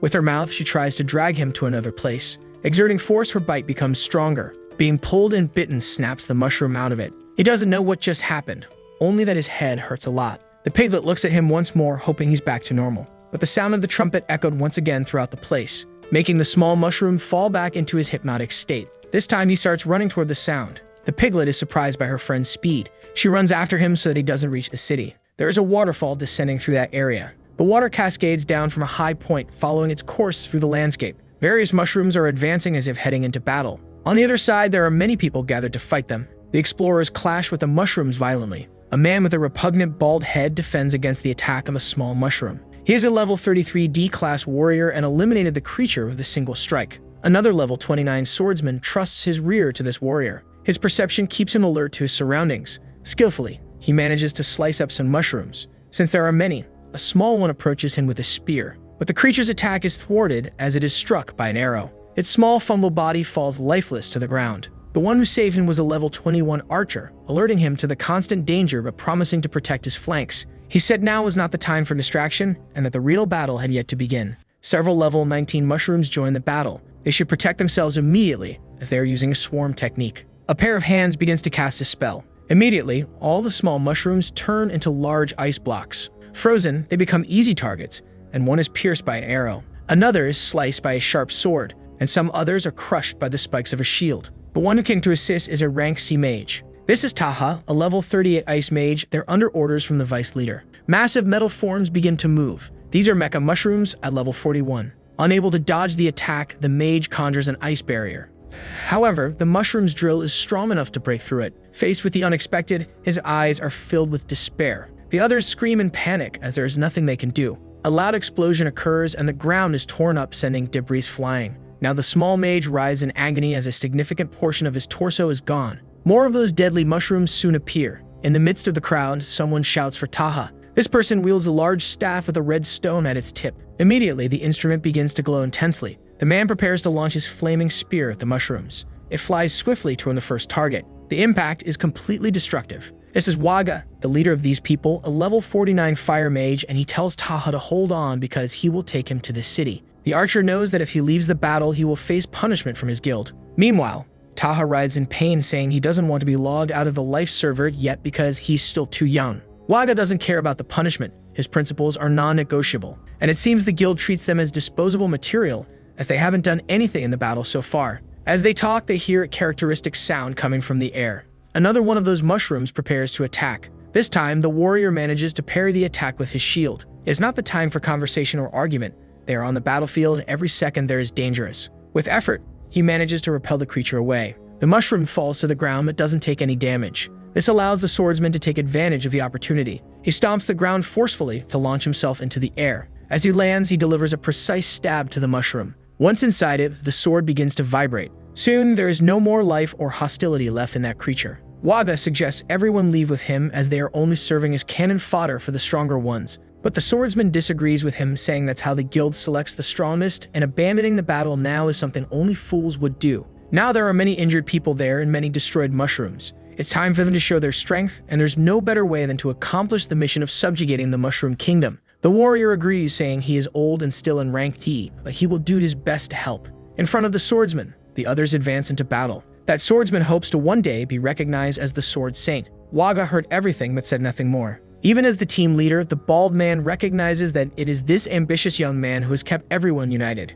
The archer is motivated and says she believes in him. Once again, the trumpet is blown by the mushroom. That curious sound heightens everyone's alertness. The wounds covering one of them begin to react. It is regenerating to the sound of the trumpet. In response, the archer warns that the monsters are regenerating. The small mushrooms rise, ready to fight once more. All those they had killed are now alive again. The body the swordsman was leaning on is alive again. Realizing this, he panics. He stabs it repeatedly, but the bald man tells him to stay calm and that they need to regroup now. However, something happens right in front of him, but he cannot react. Someone had struck him with such force that even his shield was shattered. The other two don't understand what happened to the bald man, who now has his face turned inside out. This leaves the once brave swordsman horrified. Wada feels the same shiver running through his body. It's a muscular mushroom, a juice-loving, needle-fearing one at level 47. Furious, the fire mage promises to burn each one of them there.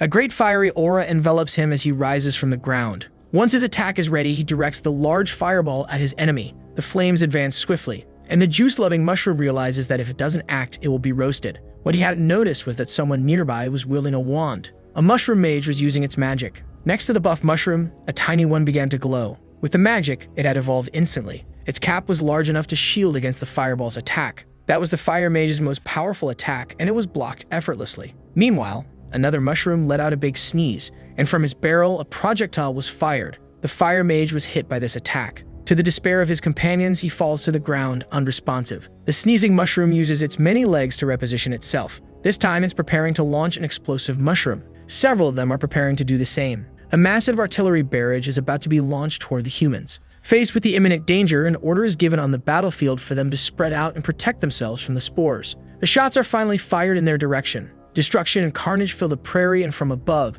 people watch everything from the safety of a flying ship. The vessel navigates securely above them. Inside it are apparently the most powerful members of this guild. Yubel, a sword general at level 69 and rank A, asks Lilith if the target is ready. Through a crystal ball, she visualizes the Mushroom King. She is a beast tamer at level 62, and controlling a creature from afar while avoiding the king's influence is difficult. Nea, a ninja at level 64, tells her to hurry, as people are dying below, creating a distraction. Even if they are weak, they are still his companions, and it bothers him to just stand up there doing nothing. Marianne is a high priestess at level 68, and she watches everything in silence. A young man says her power cannot be wasted on low-level monsters. This is Borka, a gunslinger at level 67, and he says the priestess cannot support cannon fodder. The ninja suggests they go down then, as the mushroom army is getting stronger, but the shooter says that in this guild, they only value results. Sentimentality has no place here, and until the leader says something, they will do nothing. Sitting on a throne is the leader of this guild, Hidgilheim, a fire mage at level 129. On the battlefield, they continue to defend themselves from the humans. A mushroom pulls out strands of hair from its head. It is a needle mushroom, and it is at work. Pulling out each of its hair strands is painful. Ordinary mushrooms approach it. As they get close, it hands the small one its strand of hair. This causes a reaction in the creature's body. It now has a small hand to hold this object, and small feet for moving. This transformed it into a level 19 soldier, and it does the same for all the small ones approaching it. Since there were many of them, it had to pull out several strands of hair. Running its hands over its head, it realized the worst had happened. It was bald. Feeling anger for being a bald mushroom, it channels its rage. The force of its anger causes the hair to start growing back. Its transformation was complete, and it had hair again without using minoxidil. Apparently, there are no more mushrooms to take its hair. It just didn't want to be bald. There are mushrooms of all kinds, and they are all prepared to defend the kingdom. From above, the Mushroom King observes everything happening. Near him, a different mushroom approaches. The creature has a sinister look.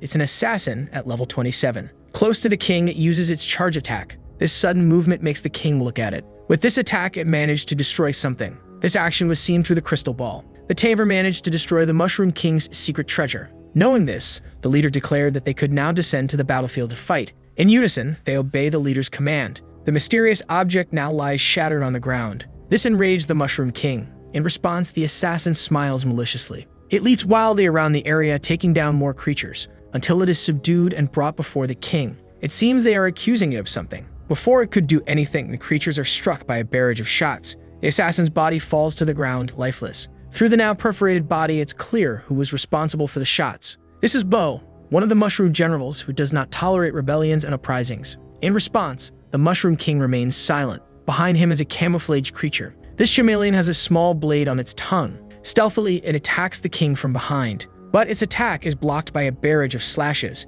Its body and tongue are now in several independent pieces. The sword that did this returns to its sheath. The samurai had protected his king from an attack. Bo wants to know why he took so long.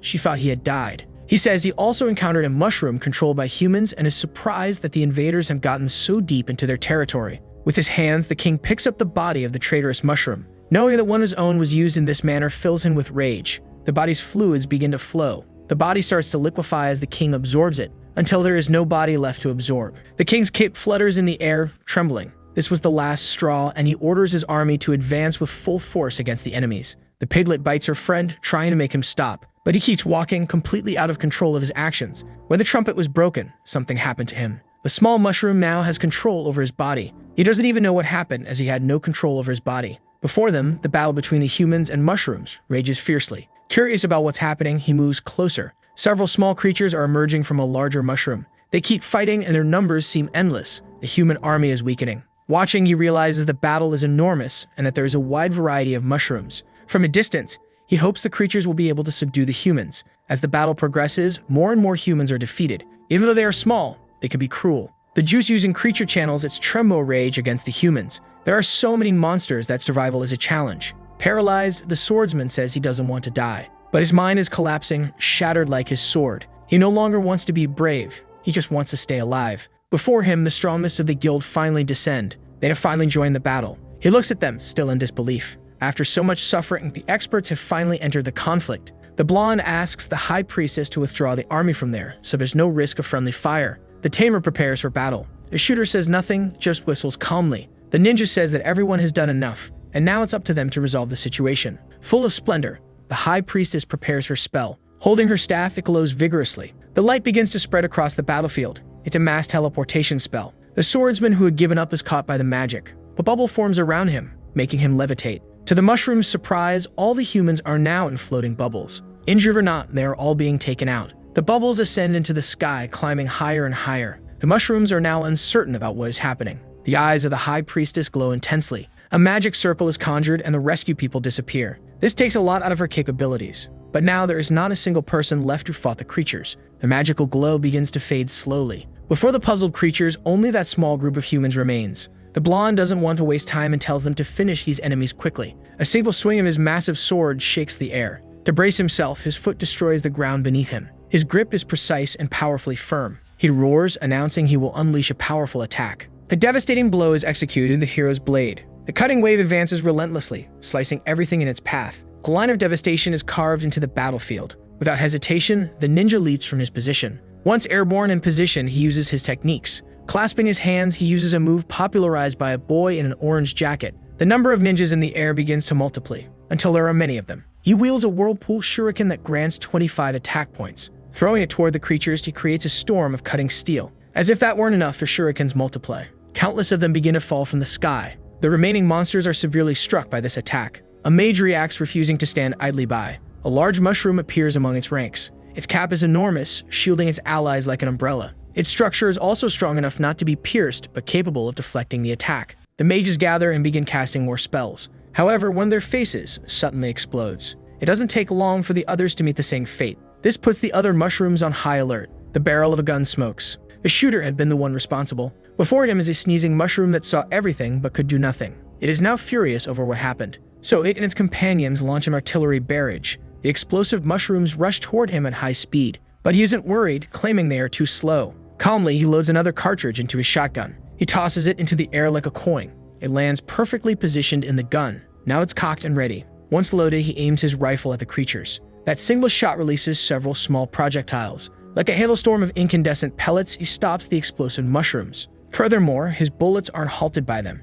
They continue on their course toward the sneezers. There is nothing they can do, and their bodies are shredded. This causes them to catch fire, losing life constantly. The others on the battlefield advance fiercely against the humans. The tamer has makeup in her hands. She spreads a bit of it over her face. When she finishes, she closes the container holding the powder. In her hands is a small bag. She opens it, searching for something. Looking inside her bag, she says it's time for a snack. From within, a menacing growl is heard. A clawed hand emerges from the bag, reaching for the creatures. Clenching its fingers, it grabs a large handful of them. The mushrooms that weren't stunned by the impact were captured by that grip. Swiftly, the hand returns to the bag. From inside, an audible burp is heard. Hidden, the small mushroom and his piglet friend watch everything. She had fallen asleep, but he observed it all and is now anxious. It seemed like a massacre, high-level players destroying small, irrelevant monsters. The blonde knows everyone must prepare and start targeting the Mushroom King. Once again, he swings his sword to unleash a powerful slash. Behind him, the ninja does the same, repeating the attack. With his rifle in hand, the shooter also takes aim at the king.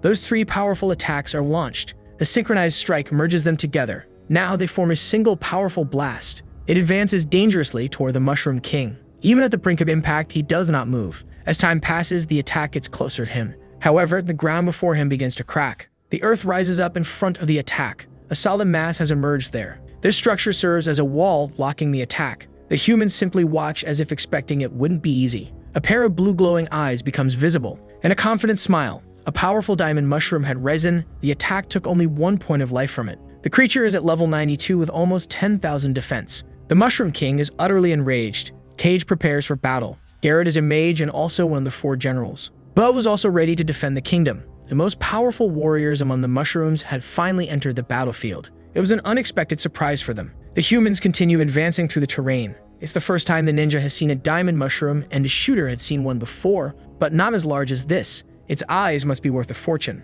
The tamer thinks it's a useless monster and wants the guild's vice leader to burn it to ashes. But the blonde says they're not rookies who need the vice leader's help all the time. The mushroom looks at them with a mischievous smile on its face. With the limited mobility it has, it tilts its head back, and then down, lowering its glasses slightly. This way, it can open its eyes. It opens them, revealing an intense glow. From its eyes comes a large laser-like blast. That attack heads toward the humans. As it gets closer, they become less able to see. The warrior plants his sword into the ground. He is not impressed by it at all. Digging his sword deeper into the terrain, it shines brighter and brighter. This creates a defense field around them. Meanwhile, the High Priestess prepares to act. A scale and a feather appear in the air. She uses a powerful technique, the favor of the goddess. The beams emitted by the diamond mushroom are closing in. They strike the blonde's barrier with full force. But his and the priestess's technique holds strong. The attack beams are deflected in other directions. A stone is struck by the beam. Immediately, it and its surroundings transform into diamonds. Soon, the entire ground around them turns to diamond. Wherever those beams touch, the material becomes diamond. The shooter's greed grows, knowing if they could collect all that, they'd be rich. Focused, the mushroom hasn't stopped its attack, and the priestess needs to maintain her focus on her technique. The warrior is also being exhausted. His barrier begins to crack, and his hands and swords start turning to diamond. The barrage of light continues to progress. Gradually, it dissipates, ceasing to exist. The diamond mushroom had ceased its attack. It looks ahead for a moment. Then it throws its head back quickly. Now its eyes sport the coolest sunglasses in the region. To recharge its energy, it looks up, absorbing the sunlight. As it does this, the humans are still alive in the distance, but the warrior's hands and part of his sword were damaged.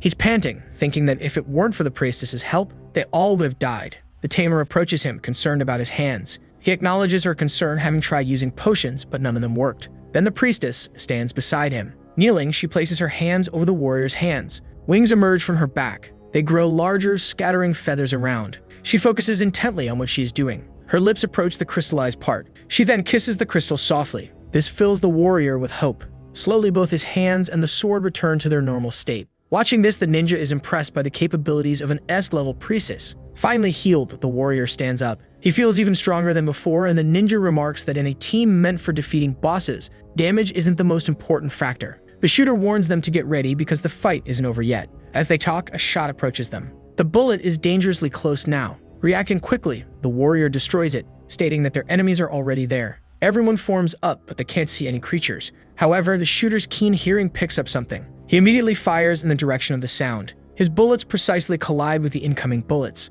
They explode in the air like bombs. In response, the ninja performs a series of hand signs, popularized by a boy in an orange jacket who liked a guy in a blue sweater. He finally completes the ritual. With his eyes glowing, he begins the magic detection process. He spots 3 distinct figures ahead. He alerts the others that the enemies are using stealth techniques and are approaching from the front. The mushroom samurai then unleashes a few slashes. The force and destructiveness of the attack cause the humans to scatter. The blonde says that each of them should focus on one enemy, and they all follow the instruction. The samurai tells them to fall back and block the path. They cannot allow them to get close to their king. With that, they retreat and initiate their counterattack. Facing the imminent attack, the ninja gets ready. He crouches to track the enemies.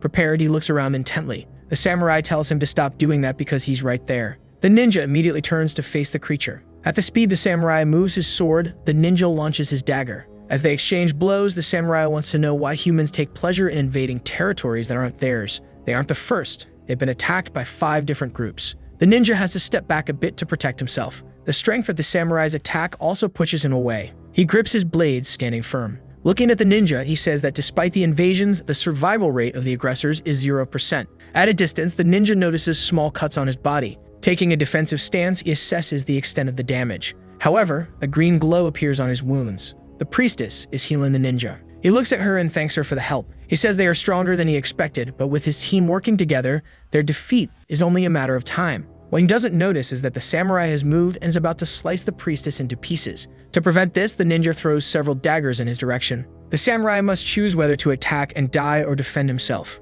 Wisely, he opts to defend against the daggers. Determination fills his eyes in battle. Another dagger is coming his way. Appearing near him, the ninja says not to run away as he is his opponent. Once again, they begin to exchange several blows. While he battles the samurai, the shooter lines up his shot. His goal is to keep his target fully distracted. He's about to pull the trigger, but Bo catches his attention. From behind him, she asks what he's doing, and in a panic, he says he will surrender. But her pistol fires mercilessly. A large hole is marked in the stone, but the body isn't normal. There was just a decoy that is now vanishing. Bo realizes what's happening. Behind her, some projectiles are already approaching. She jumps quickly to react, firing her pistols several times. She makes her bullets hit the ones coming her way. Her reaction time is excellent, and the shooter thought he could take her down from there. But Bo is also highly skilled.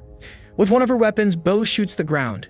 This gives her a boost forward, allowing her to continue firing. The gunslinger's attack is almost upon the human, but he narrowly dodges, avoiding the worst. This maneuver allows him to ready his rifle for a shot. With a clear aim, he fires. Unlike before, this shot hits the target directly. However, all he manages to do is destroy Bo's cigar. He can't tell if he overestimated himself or if she is slowed down. In the air, she uses her shots to maneuver. Once on the ground, she points her guns at the human, but there are already projectiles heading her way. Using the physics of flat Earth, she shoots the ground to launch herself into the air. The momentum is enough to make her spin uncontrollably. This way, she fires several shots while spinning. Even so, the human can track the trajectory of all her bullets. But unexpectedly, one of the bullets goes straight past the other. That instantly makes his heart race. The human has to react quickly to avoid getting his brain splattered. The swift reaction leaves him momentarily thoughtful. She had changed the type of bullets she was using to catch him off guard. Bo says that his firepower doesn't even compare to hers.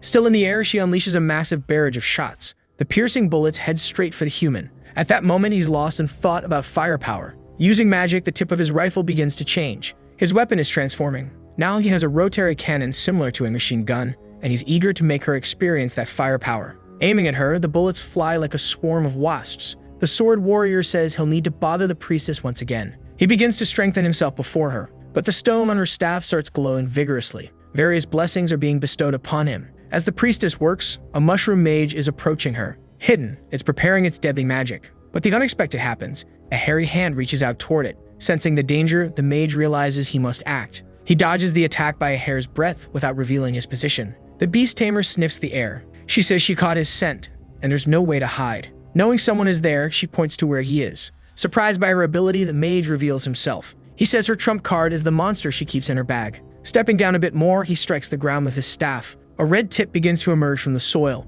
It grows quickly, revealing a massive body. That is the war mushroom, and he wants to see if the girl's beast can stop him. A protrusion at its tip begins to contract. It expels something akin to venom. Those organic projectiles are almost hitting their target. Patting the bag, the girl tells the beast it's time to eat. A snarling mouth emerges instantly. The wolf-like creature devours the goo.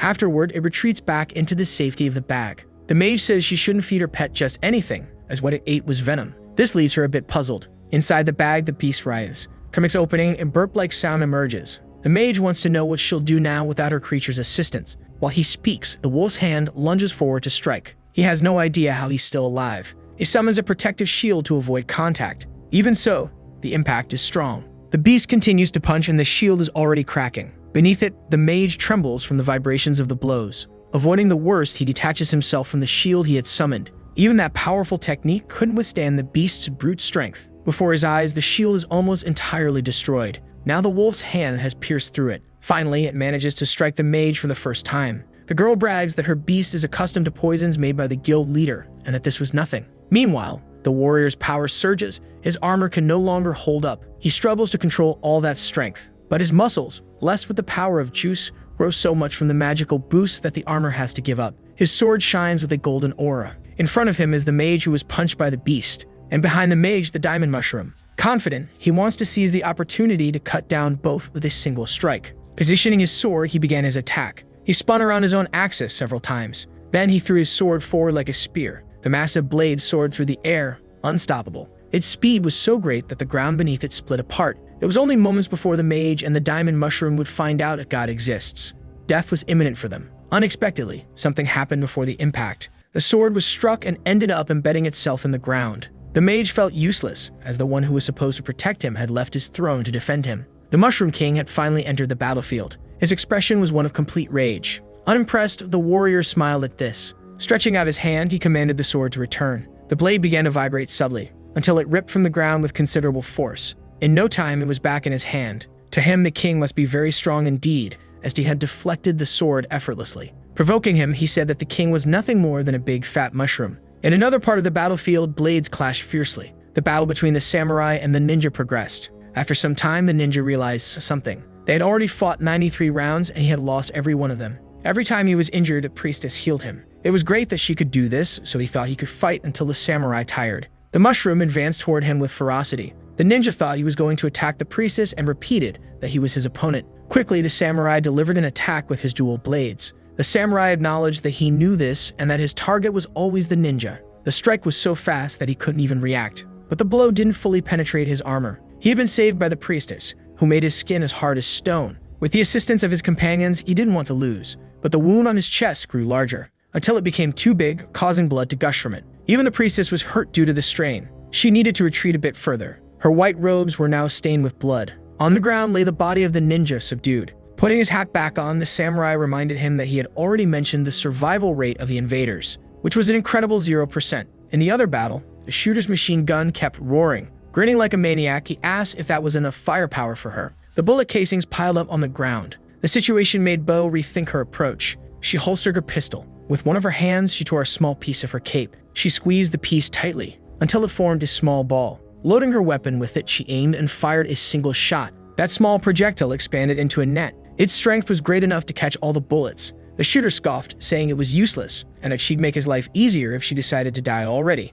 There was a shadow behind the ball that had caught the bullets. Thinking it was his opponent, he bid farewell and fired again in that direction. But what remained after the shots was not a body. He realized he had fallen for a distraction. His sharp hearing picked up something. The grass had shifted due to an air disturbance. He knew he had to act quickly. He switched weapons once again, returning to the rifle he carried. With it on his shoulder, he fired a few more shots, skillfully blocking the bullets that were heading his way. Bo commented that she had hoped he'd be dead and that he reacted very quickly for a human. He replied that he wouldn't be hit by the trash she was firing, but was intrigued by how she managed to get into his blind spot so quickly. Lighting a match, he said that powerful bullets and rate of fire aren't everything for shooters. That's a basic principle. The bullets had slowed because she was using fumble spores. Preparing to fire, he stated that they were in the middle of a battle and that she talked too much. With a serious expression, she told him he should pay more attention to things. He finally realized something was off. In the grass around him, some objects were being set up. They were mushrooms with a peculiar shape. He couldn't even tell what those foolish things were, until one of them pressed the button on top of its head. All of them did the same, emitting an intense light. By the time he noticed, it was too late. The brightness blinded him momentarily. He needed to move away from there to regain his vision. Backing up, he hoped to recover his sight soon. Bo says that some mushrooms emit a beam of intense light as soon as they are born. The only sense he has left to defend himself is his hearing. Even though he can't see her, he can still hear, and he hopes she keeps talking. But he doesn't notice more mushrooms sprouting around him. This time, it's one that looks like it's filled with speakers. His hearing picks up their growth, but he can't tell what kind they are. A deafening sound blasts from them. The force of this sonic wave is enough to damage his eardrums. With his senses impaired, he has no idea where she is. Some mushrooms emit a deafening sound upon sprouting. Desperate, he covers his ears with his hands for protection. Trying to escape, he steps backward, moving away from the noise. He's completely disoriented by it. As he steps back, he accidentally steps on a specific mushroom. It begins to grow immediately. Its vigorous growth propels the human into the air. Part of her plan, he is bounced from one mushroom to another. Some mushrooms grow to extraordinary heights in an instant. After all this, he falls to the ground, still disoriented. But now, another variety of mushrooms surrounds him. He begins to open his eyes slowly. With his vision blurred, he realizes it's not just grass around him. Now that he can see a bit again, he tries to stay calm, knowing he only needs one good shot. Furious, he punches the ground with one of his hands.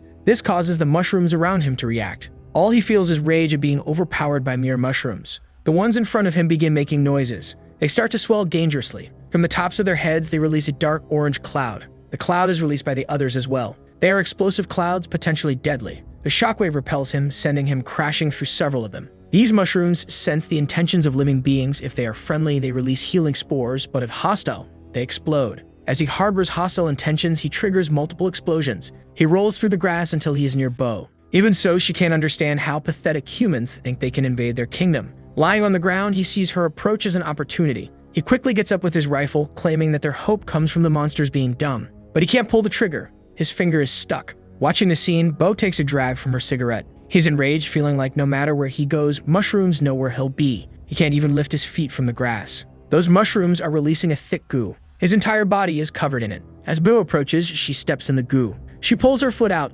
stretching some of the material. But it doesn't trap her, staying stuck to the ground. There are 40,000 types of mushrooms here, and none should be underestimated. Finally, she points her weapon at the hostile human. At that distance, there's nothing he can do. He looks at her, paralyzed with fear. Bo says there's only one type of human, the bad kind. Now she wants to know who he called trash earlier. With a single shot, his head is now inside out. Watching it all without blinking is the small mushroom. Mushrooms are indeed very strong, and he wonders if he'll be as strong as them if he evolves. But his eyes are focused on the king. Even though these are strong, they are merely subordinates. The king must possess immense power. In the distance, a small shadow appears near the king. He asks the piglet if it's his imagination or if there's really something there. A mysterious and eerie shadow looms over the battlefield. The warrior advances toward the Mushroom King. The creature is furious with everything that has happened. He didn't like being belittled by a monster. It's unpleasant. He moves his neck from side to side to stretch. His muscles begin to pump up absurdly. The juice is taking effect. It's his heart pumping the venom through his veins. His arms tremble as they receive all that juice. His muscle mass is growing to a point that would make USADA lose their mind. The strength is so intense that it's almost causing his teeth to crack. A great power is building up. This is the battle spirit of the war general. A massive aura emanates from him, but the Mushroom King remains still. After all this display, only smoke lingers in the air. His muscles are so hot that they emit smoke. On his face is only a sinister grin typical of Trembo rage. His size is imposing and he feels much better this way. The two creatures stare at each other aggressively. He doesn't understand why the king didn't attack him while he was transforming. Maybe he learned chivalry from the humans, but he doesn't care as he won't hold back. All that's on the king's face is pure hatred. In the blink of an eye, they vanish. They clash and strike each other multiple times, much like that famous show where the protagonist constantly screams and changes hair color. The king's sword is maneuvered for a thrust. Mysteriously, his blade curved mid-attack, and it struck the sword of the muscle-bound warrior. However, he merely parried the blade as if it were nothing. This simple movement felt like it launched an attack. The force went straight toward the diamond mushroom. It wasn't cut, but the impact pushed it back. Even so, it only took a modest 1 point of damage. Expecting something like this, the warrior was impressed by its massive defense. He launched another attack, aiming to cut the king. But the creature defended against the strike with his saber. The force of the clash caused the weapon to bend like an elastic band. With a flick of his hand, the king released the elastic energy, deflecting the human's sword. He used the energy to redirect his sword back at the creature. A massive shock occurred between them. The ground bore the marks of the dissipated energy. Consumed by aggression, he demands that the king show him everything he's capable of. The sound of clashing blades fills the area. Some of the slashes extend beyond the battlefield. One of them heads toward the small mushroom and the piglet. For a brief moment, he felt his flesh being cut, but he reacted quickly, pushing the piglet and moving out of the way. They rolled across the ground after that.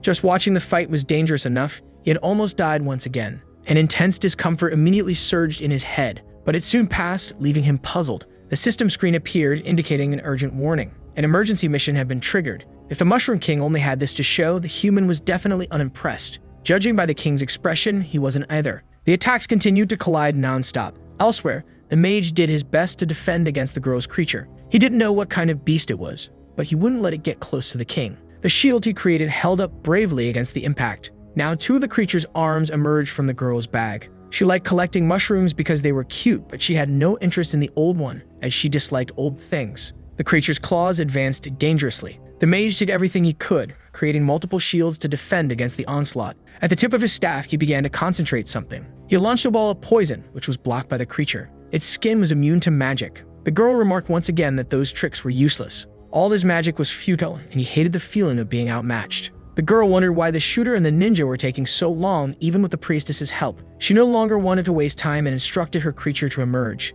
As a condition, it requested a dragon bone. This irritated her, as she knew it was prying into her belongings. While they argued, the warrior was panting heavily. Even at full capacity, he still hadn't dealt any damage to the king. With the blessings, his power had increased sevenfold, and according to the mission data, the Mushroom King was supposed to be around level 60. In response, the king raised his hand, inviting him to attack again. This infuriated the human completely. He didn't like being provoked by a monster like that, so he used 100% of his battle spirit. Such was his strength that when he jumped, he shattered the ground beneath his feet. Now in the air, he prepared for a powerful attack. The massive, muscular figure with no fear of needles advanced. Both hands gripped the sword's hilt firmly. His blade was raised above his head. On his face, there was only an expression of rage and lack of control. Finally, he unleashed his strongest attack so far. The king made his saber spin multiple times. The rotation speed increased gradually. The clash between them occurred, with the tip of the saber touching the sword. This deflected the attack. Using all his strength, he declared that any trick used against him was useless.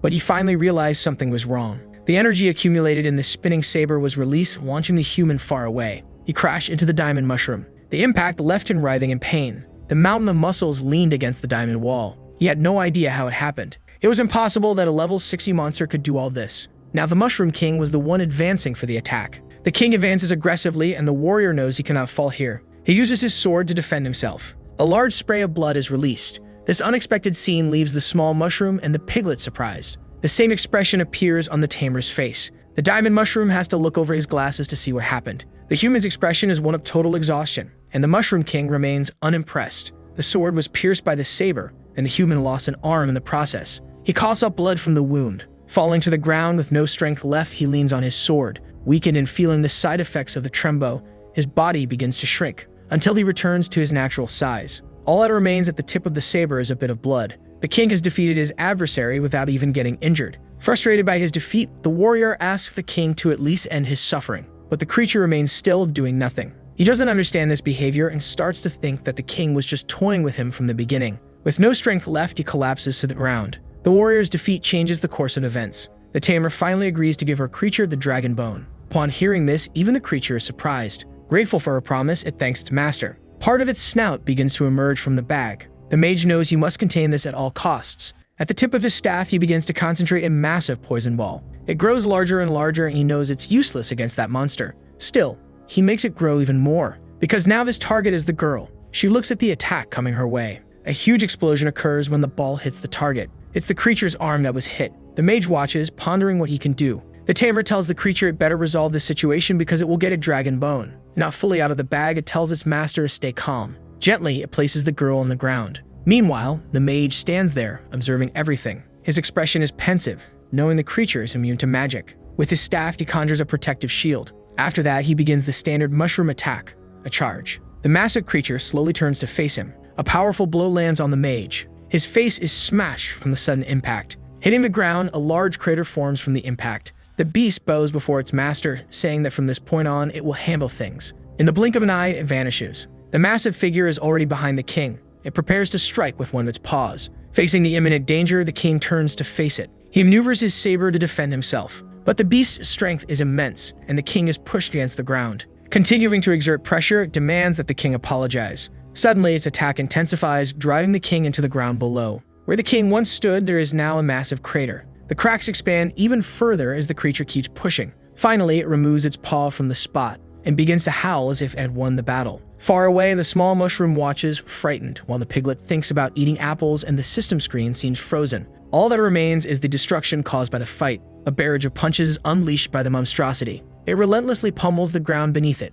Then Bo and the samurai appear to aid the king. Even though they approach from behind, the beast manages to defend itself. Just two of its fingers are enough to stop the sword. With its other hand, it catches Bo's bullets. It demands to know where these two pests came from. The samurai states that they are now its opponents. Bo knows that this creature killed the fourth great mushroom general, Locke. Behind the girl, the priestess appears, using teleportation magic. With her are the bodies of the two who had fallen in battle. She says she will assist the tamer in this fight, but the tamer declines, saying her beast can handle them. The creature mentions it has killed many weak beings and doesn't usually remember their names. The samurai pulls his sword from the wolf's grasp while Bo fires a few more shots, but the beast is incredibly fast and vanishes, causing the attacks aimed at it to hit the ground instead. This leaves the samurai on edge. The same can be said for Bo. Before she even sees the creature, she is struck. This makes the samurai extremely worried. Behind the samurai, the wolf asks where he's looking. Immediately, it prepares to strike the mushroom, but the samurai already has his swords positioned. Before it can land the hit, he executes his attack.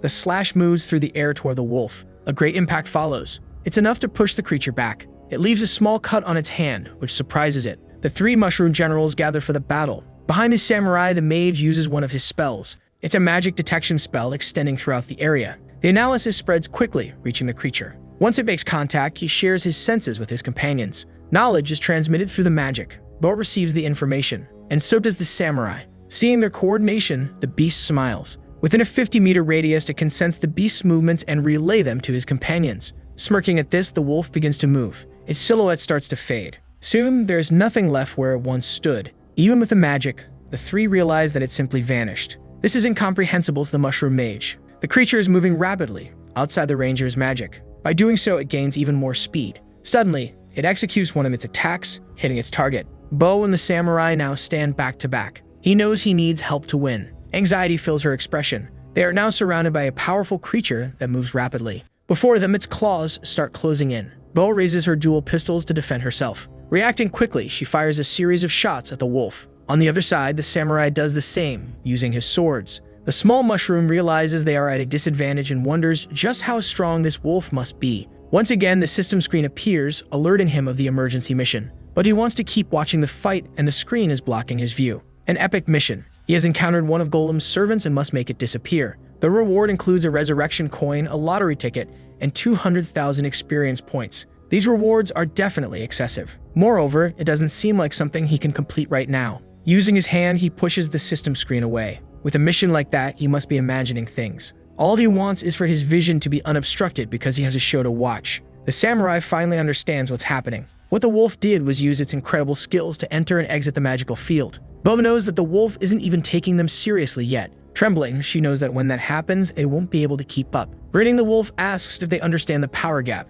If they wish to stop him, they are painfully far from that outcome. Before they realize it, the samurai is struck. Almost simultaneously, the same happens to Bo. The force is so great that they are thrown far away. In the end, pawns will always be pawns. But he was once a king who was known as Lycan, ruler of the polar wastelands, a werewolf king of level 92. They were thrown far away, coincidentally, near the mysterious figure. Both are badly injured, and Bo suggests that the samurai flee, but he won't leave her alone. The figure remains there beside them, and the small mushroom and the piglet observe everything. It seems they cannot see that shadow and can't tell if it is a human or a monster. Maybe it is the follower of Golem that the system warned him about. Looking at it, he used his evaluation skill. The mysterious creature started to be assessed. However, the system cannot do it. Whenever this went wrong, the system would say his level was too low. This time, it simply returned an error. The creature seemed to sense something and looked in the direction of the mushroom. Noticing this, he felt frightened. Then the shadow vanished from where it was. To the mushroom's complete despair, it was now in front of him. The shadow stared at him intently, but he was paralyzed with fear. Faced with the potential danger, he began to sweat cold. In just an instant, it appeared before him. Looking to the side, he noticed the piglet didn't react as if she wasn't seeing it. Part of the shadow's cloak began to change shape. It had transformed into a large black blade. The mushroom realized his life was at risk. It approached his face. If he moved, he would die, but if he stayed still, he would also die. Faced with this, he didn't know what to do. As a last resort, he made a characteristic sound of mushrooms, repeating it several times and waving his small arms. Immediately, the shadow was confused. The mushroom now rolled on the ground, completely clumsy. The piglet that watched the combat was now distracted. She looked at her friend, who was acting like a normal mushroom, to avoid raising suspicion. Seeing that, she began to grunt playfully. Then she went over to him to play as well. She arrived all excited, blocking the mushroom's path. Her playing with him made the act even more convincing, because if he kept rolling alone, it could be too suspicious. She noticed the mushroom was mumbling something. He told her to push him towards the forest and away from the cliff. Looking at her, he asked if she understood. With her grunts, she said yes, but she started pushing in the opposite direction. Then she did it more and more vigorously. To the mushroom's complete despair, who couldn't even show his emotions, the shadow was still standing there, and the mushroom was now sweating cold. Trembling and terrified, he made mushroom sounds, and the piglet came up to him, licking him. But he remained terrified of the situation. The two continued interacting while the shadow watched them. After observing them for a few moments, it decided it was better to ignore them both. Floating, it returned to where the battle was happening. But there was a peculiar object in one of its hands. It was a bell, and it began to ring. Something was happening at the bottom of the hole made by the wolf. From within it, a faint smoke started to rise. A pair of eyes began to glow intensely. Along with that, the sky began to darken as if announcing a storm. Meanwhile, the wolf continued its massacre. The generals could no longer do much to resist. They were being beaten with no chance to react. After many blows, they were already badly wounded and tired. But the samurai realized his suffering wasn't over yet. A relentless barrage of blows approached them. Putting his swords in position, he prepared himself. Courageously, he jumped toward the attack, but the pressure was too much for him to do anything. Ahead, it seemed like the wolf was approaching slowly, but that's not what the samurai's intuition said, because the wolf was launching strikes that his eyes couldn't keep up with. Its speed and strength were far beyond the samurai's capabilities. The wolf only smiled at the weakness of its victims. Bo tore off another piece of her cloak and shot it toward the wolf. The fumble net advanced, ready to trap it. All it did was take a deep breath, blowing towards the approaching net. That was more than enough to destroy it. On the ground, different mushrooms began to grow. The one emitting light pressed the button on its head. Several flashes were emitted toward the wolf. It kept walking completely unfazed as it wasn't affected. It was then that it asked Bo if she hadn't noticed that it was blind. So far, none of their attacks had been able to do anything against the wolf. With that, it resumed its attack, but the samurai stepped in, blocking the strike with his swords. However, his strength was scarce, and he couldn't hold on for long. He ended up injured once again, spitting blood. Nevertheless, he managed to recover and land on his feet. Once together, they realize again that they are in danger.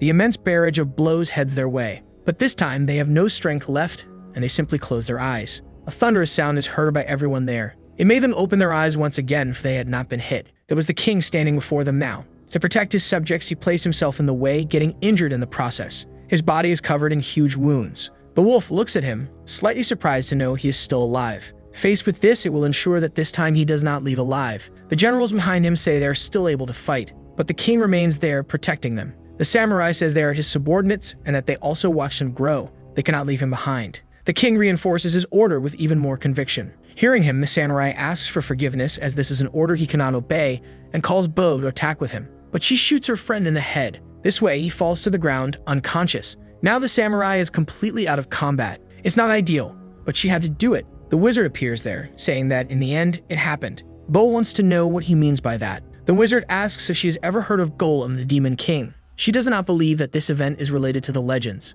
It is not a legend, and anyone who accepts Golem's power undergoes a process of demonization, losing their rationality and becoming his pawn. To protect them, the king made this pact with Golem. With no other options, he does the unthinkable to save his own. The wolf's snout catches a characteristic scent. It is the same mysterious energy he sensed when Fenrir, his younger brother, took his place as leader. He didn't want to revisit these memories, but if he's correct, he needs to end this quickly. The wizard tells Bo to take care of the king's legacy. The future of the mushrooms will depend on her and the samurai. Hearing this, she wants to know what the wizard is going to do. As a final act of care, he will send the two far away from there. From the ground, structures similar to pittles begin to emerge. They are surrounding the two mushrooms. That is a fungus that creates tunnels. With the tube inside, it goes underground. The wizard served 3 generations of mushroom kings and wishes to accompany his king to the end. He is already very injured due to the attacks he suffered. In front of him, the wolf is determined. This time, it prepares a devastating attack, one it hasn't used in combat yet. Even injured, the king remains ready to fight. With all its power, the wolf executes a strike worthy of a king. Its powerful hand advances to obliterate the mushroom.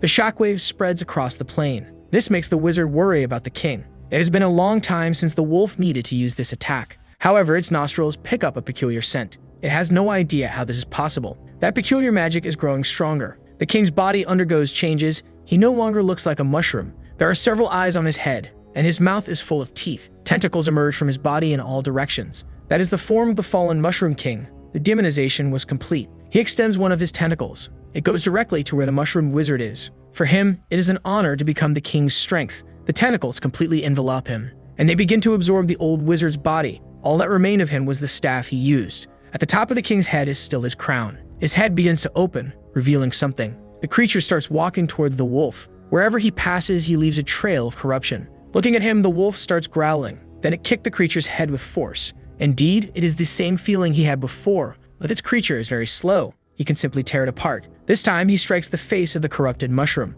He continues to fiercely attack his enemy. His speed is really advantageous in combat. His movements are too fast, and he believes this will be the end. Then he brought his hands together. Like a spear, he lunged toward the mushroom. It was his final move. He was getting closer and closer to the mushroom. Unexpectedly, it turned towards the wolf. Opening its large mouth, it began to inhale. A large amount of air was sucked in by it. It then released a great quantity of corrupted spores. The wolf saw that malicious mist. It made him have to abort his attack. He quickly stomped the ground to gain momentum, leaping away from the spore mist. His fur is resistant to magic. As long as he covers his snout and eyes, the spores pose no danger to him. But then he feels something wrong with his body. Cancerous mushrooms spread across one of his paws, consuming his life. It was the wound the samurai had left on him. Thinking quickly, he bit his paw. He tore it off from his body, avoiding the worst. He watches the paw on the ground, which still has mushrooms on it. To his surprise, that didn't stop the infection from spreading further. In response, he removed what was left of his arm. But the infection continued to spread even more throughout his body. Desperate, he calls for his master's help. She runs toward him to assist.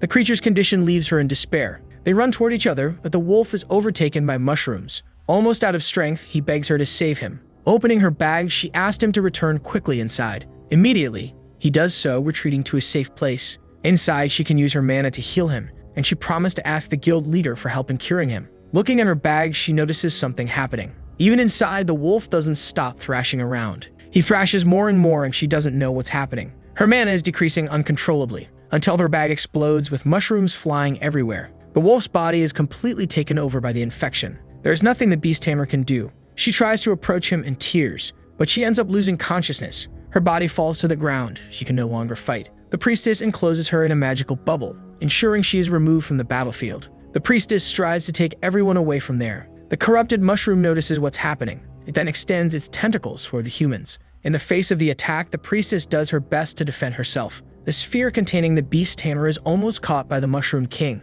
Before this could happen, the monster starts to catch fire. This saved the priestess at the last moment. Finally, the last one joined the battle. After his team was practically on the brink of death, he thought it would be nice to participate. The fire mage ordered everyone to head to the airship while he took care of the rest. He is confident that with him, things will be different. The priestess, who is native, wants to stay, but the mage insists that she take everyone out. Without much resistance, she obeys the man's order. As they ascend to the sky, the mage descends to fight. The creature observes that different human, while the mage, who must have seen everything, is not impressed. Once again, the corrupted mushroom begins the process of inhaling air. This time, it puts even more effort into it, sending a large volume of spores toward the mage. But there is a barrier completely surrounding him, extending beyond his body. When the spores touch it, they are immediately consumed by the fire magic. None of them managed to reach the mage. This left the mushroom surprised, as it was not the outcome it expected. One of his former servants is still there, the diamond mushroom. It sends its tentacles toward the creature, intending to absorb it. The poor diamond mushroom doesn't understand what is happening. Immediately, the corrupted mushroom starts pulling its servant toward it. Its strength is enough to pull it out of place. It flies directly to where the Mushroom King is. Its intention was not to absorb it, but to throw it directly at the fire mage. A small mushroom saw this and was incredulous at the strength of the corrupted one, who threw that massive creature into the air effortlessly. But it ended up speaking in the process, which made the shadow look at it. This made it anxious, as it doesn't want to attract the attention of this monstrosity. So it returned to imitating an ordinary mushroom. In response, the shadow completely ignores it once again. In the battle, the diamond mushroom advances dangerously toward the fire mage. Opening one of its hands, small sparks begin to emerge from it. A creature was summoned, and as it yawned, it asked why it was brought there. It was still waking up and seemed disoriented. Without introduction, the mage sent it toward the danger, causing it to scream in panic. Now aware of the situation, it says that this stupid human always summons it this way, with no prior warning or explanation. Powerful flames begin to envelop the diamond mushroom. It is already surrounded by the magic of that fire spirit. In response, she gives only one order: for it to be incinerated. The intensity of the flames increases drastically, consuming the mushroom. There is nothing it can do, and continues to be incinerated. With this, she obtained 2 diamond mushroom eyes, excellent raw material for making magical items. With the task completed, the fire spirit says the human is too stupid and starts kicking his face. He makes her disappear. Her attack is effective, but the little one is too annoying. Behind him, a mass of corrupted mushrooms suddenly appears. The Mushroom King smiles in a terrifying manner. He had managed to climb up there by making mushrooms proliferate. Now closer, he leaped toward the fire mage. An opening appears in his abdomen.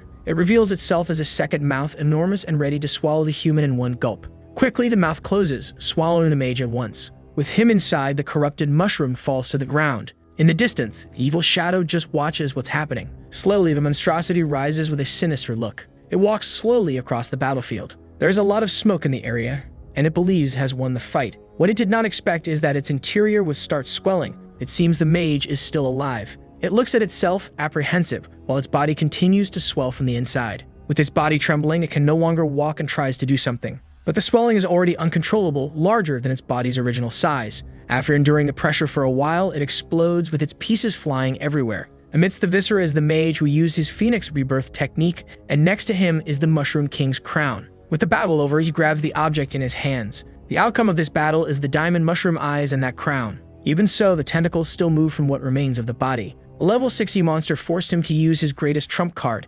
He is relieved no one saw this. With his items in hand, he ascends to the sky, distancing himself from what remains of the mushroom. Looking down, he intends to eliminate any evidence of the battle. Up above, the sky twists as if a storm is brewing. Fiery stones begin to fall from the sky, like a meteor shower. All of this is being washed by the small mushroom, who is now truly anxious. Everything on the ground is completely destroyed and consumed by fire. The evil shadow sighs in disappointment. This was not the outcome it expected. Then, in the same mysterious manner it appeared, it left. Beside it is the mushroom, hoping it really has left. Alone, he nudges the piglet, saying she needs to wake up quickly so they can leave. She slowly opens her eyes. Having missed most of the battle, she doesn't know what happened. That's when they realize the meteor shower is happening. With their tiny feet, they try to flee the area. When they hit the ground, they produce explosions, and the impact wave from one of them throws them far away. He cannot understand how this is possible. There is no way they can escape something like this. Everywhere he looks in the sky, there are meteors falling. In response, the piglet bites his hat. Full of determination, she intends to save her friend. She immediately starts digging with all her strength. It doesn't take long before they are underground.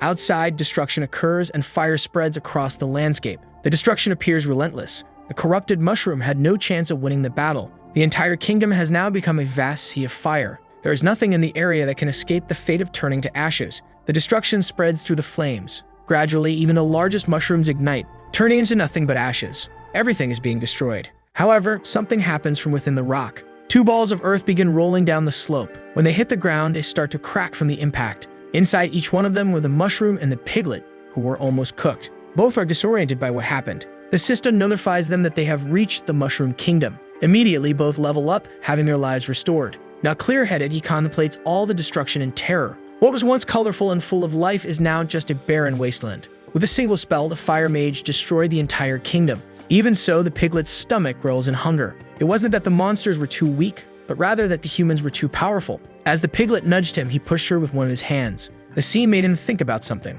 Even if he were the Mushroom King, it would still be useless against a powerful human. The system gives him another mission to find an evolutionary path in the Mushroom Kingdom. Desolate with everything he sees, he no longer wants to do missions. But the system reminds him that completing missions is the fastest way to become stronger. Seeing the message, he stands up. He looks at it thoughtfully. He no longer wants to evolve. Now he is determined. In response, the system asks what he desires. The small mushroom clenched his fist resolutely. He now wants to be a brave mushroom. Far from all the destruction, an object falls from the sky near a tree. It's the mushroom containing the samurai and the gunslinger. Once on the ground, the structure begins to open. Inside are the two of them, still very exhausted from the battle. The samurai tries to stand up, still coughing heavily. He had made a vow to serve the king until the day of his death, but now they no longer have a king to serve. Angry, he thinks about returning to their kingdom. In response, Bo slaps him on the face. Cage is still very troubled and doesn't know what to think. They are there because of the king's wish, and his sacrifice cannot have been in vain. But without the king, he doesn't know what to live for now. Furious, he punches the ground in frustration. They remain there in silence for a moment. They are still very weakened from the fight, and Bo goes to sit by the tree. She says that even if Cage wants to die, he should do so after they complete their mission. She blows the smoke from her cigar. Then she reaches into her pocket to take out an object. In her hand, there's something emitting a golden glow. They need to fulfill their king's last wish. It is the king's legacy. Whoever receives the recognition of the legacy will have the right to become king. That's what they should do from now on. Seeing that, Cage gathers the strength to stand. Bo is right, their mission is far from over. The two look to the horizon, hoping the future will bring them better days. Meanwhile, the small mushroom faces a problem. The system has encountered an error because monsters cannot change classes. He rides through the forest on the piglet, and the system continues displaying the same message. Tired of the repeated notification, he asks if the system can show the map because he wants to know how far they are from the beginner's village. The system then shows them their location. They have traveled for an entire day, and if the map is correct, they should arrive with one more day of travel. After that, the error message reappears. He says he will go to the village to take a look. He won't change classes, and the system could stop sending that message. Hearing this, the screen disappears from in front of him. The piglet keeps walking, feeling very hungry. But he is determined to try changing classes, and he says that if the piglet is hungry, he has plenty of stamina potions. He orders her to move at full speed, as they will soon arrive. At the source volcano, lava flows everywhere. Lava explosions happen constantly. They expel a lot of material that falls dangerously to the ground. Some small creatures there begin to flee the danger. The stones hit the ground hard. This causes part of their exterior to crack. They have a peculiar shape, as if they are liquid inside. Once on the ground, they start to tremble. In fact, they are monsters with lava bodies. With its huge jaws, one bites into a lava boulder and promptly swallows it as if it were a snack. Its body absorbs the material. This is a level 52 lavaconda. They eat lava and molten rocks to expand their bodies, excellent raw material for fire resistance. The snakes look to the sky as more rocks are expelled from the volcanoes. High above, the guild's airship flies. They are approaching the guild headquarters, located in the middle of that extreme environment. The incandescent stones do not hit the buildings as there is a protective barrier. It extends throughout the base, preventing anything hostile from entering. But the airship passes through it without difficulty. As it crosses the barrier, a sound alert echoes throughout the base. The ship is now properly docked. The wounded are being collected, and the fire mage is heading to what appears to be the main building. He takes a few steps to enter the huge hall. It looks like he is going to present himself to someone. This causes footsteps to be heard. A child is excited that he has already returned. Big brother Gilham has finally come back. Curious, he asks if the mage managed to retrieve what they wanted. This is Balin, a level 119 poison master. The mage places his hand on his chest as if in salute, presenting him with the Mushroom King's crown. The boy takes the crown in his hands. He is very happy to have finally obtained it. The crown is finally his, and he is overjoyed. Before him, the fire mage wants to know where the thing he was promised is, but the boy is too busy celebrating. So he puts the crown down on the ground. Reaching into his pocket, he says it's right there. He searches for a bit until he finally finds it. It is the medicine he made for the priestess, a small vial with blue contents. But being clumsy, he lets it slip from his hand. He struggles to keep the vial from falling to the ground, until it ends up flying through the air. But the fire mage manages to catch it and prevent it from hitting the ground. He told him that all the bodies were sent to his lab as requested. The boy thanks the mage for everything. He leaves, storing the medicine in his inventory. With that, he returns to admiring his crown. He finally has it for himself. It truly is a wonderful day. As he leaves, he comments about the demonization of the Mushroom King, because he wants to know if that was also part of the guild leader's plans. Hearing this, he stops playing with the crown. A sinister smile spreads across his face. The mage waits to hear his response so he can leave. It was as if the boy had wanted to hear that, but he pretends to be ignorant of the matter and asks what he is talking about. That wasn't the answer the mage wanted to hear, and he continues to leave, saying that if they need him, they just have to call. Outside, he meets the priestess and tells her that he has the medicine and that they can leave. They take a few steps from there, but she asks them to stop for a moment. Many people died during the mission because of her, but they only went there because the mage asked, and they will leave as soon as they find a way to remove the poison from her body. As for the hard part, he will handle it. The guild leader walks with his crown. He walks down a path lit by candles. At the end of the corridor, he descends a massive staircase. He continues down his path, humming a tune, until he finally arrives in another chamber. He walks along a path filled with lava. This is an altar, Golem's heart. Before it, he presents the Mushroom King's crown. The boy is quite pleased with this. Then he throws the crown as a sacrifice to the altar. The Mushroom King's crown falls into the lava. The boy watches as it is consumed. The item melts from the intense heat, until only bubbles remain from the material being melted. With this, the lava begins to rise along the wall of the altar. He observes all this with great joy. A figure carved into the stone is filled with lava, until there is no more empty space. He had finally completed another piece of it. He had already obtained the Cat Queen's eyes, and now the Mushroom King's crown, and the mysterious shadow materializes behind him. Only one last ingredient is missing to complete everything. The heart of true love, and after that, Golem's power will be his. Immediately, a strong tremor shakes the place. The entire guild reverberates with a sudden earthquake. It is so strong that even the lava rivers are stirred. 2 days have passed since then, and the mushroom continues his journey. But he is very pensive about everything. They encounter various monsters, and his luck is that the piglet is faster, not to mention that since the error, the system has stopped responding. The mission interface is stuck on the current one. However, he can still interact with some buttons, so he can see his skill panel, as well as view his inventory. He wanted to use decomposition to absorb something, but the mage burned everything. Only the Werewolf King's skin remained. Just thinking about everything he lost fills him with rage. He had to wait a few days there to absorb the mage's staffs and a wolf's skin. The staffs were quite damaged and only granted 100 experience points. Not to mention that he couldn't do anything with the wolf's skin, which is resistant to magic. He should try again when his skill level is higher. He just wasted time, which made him very angry. As he pondered, he felt the piglet trembling. He finally asks his friend if something is wrong. She collapses to the ground as if disoriented and dizzy. Not knowing what happened, he uses his evaluation on her. There is nothing specific showing up that helps him understand the situation better. The evaluation allows him to see the other monster's abilities. Everything seems fine with the piglet. He doesn't understand why she fainted. He tries to wake her up, offering stamina and health potions, but it's the apple in front of her that causes an unexpected reaction. With her stomach growling, she rushes towards the fruit. The piglet seems overly excited. Asking if she's feeling better, he told her to hold on a bit longer, as they were almost there. He opens the system's map. According to the indicator, they have already passed the halfway point. They are now very close to the village. Since there are snails around, they might be even closer than they think. Now that they are close, he wonders if that item will work. It's a teleport scroll. He orders it to be activated to take them to the village. This causes the item to disappear and consumes 20 mana points. A magic circle forms beneath them.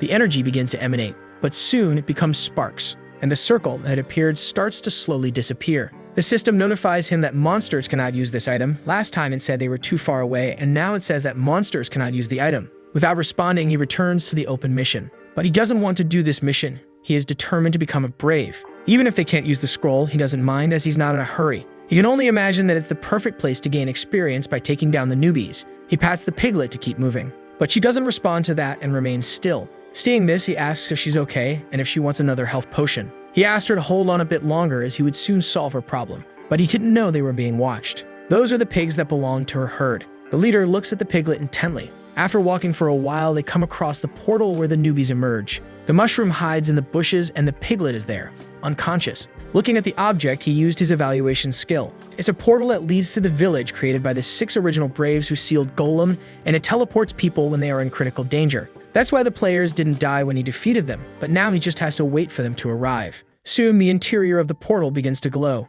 and a player's hand emerges from it. The children are excited, eager to level up and defeat the snails. Little girl holds a stone in her hand, ready to kill them. With one strike, she makes the snail's eyes pop off its face. A boy says his father hired bodyguards, so he's not afraid of them, destroying the monsters with the spear he wields. A level 12 boy with swords said he would ensure their safety. Meanwhile, another one who manipulates fire says even the big snail is no match for them. Coming out of his hiding spot, the mushroom makes his appearance. He moves towards the snotty kids. Close to them, he uses his spore explosion. The children begin coughing from the mist. This is the perfect distraction for him. Using his charge, he starts pummeling the kids, only receiving the resulting experience points. With that warlord there, no one will bother the snails. He flies towards the boy with the bodyguards. They are promptly beaten by him, leaving only experience points to be collected. But that's too little to continue progressing. As he thought about this, more children emerge from the portal. Even if it's little experience, there are many of them there. The girl wants to be quick before the snails escape. As soon as they arrive, the kids wonder where those who came before them went.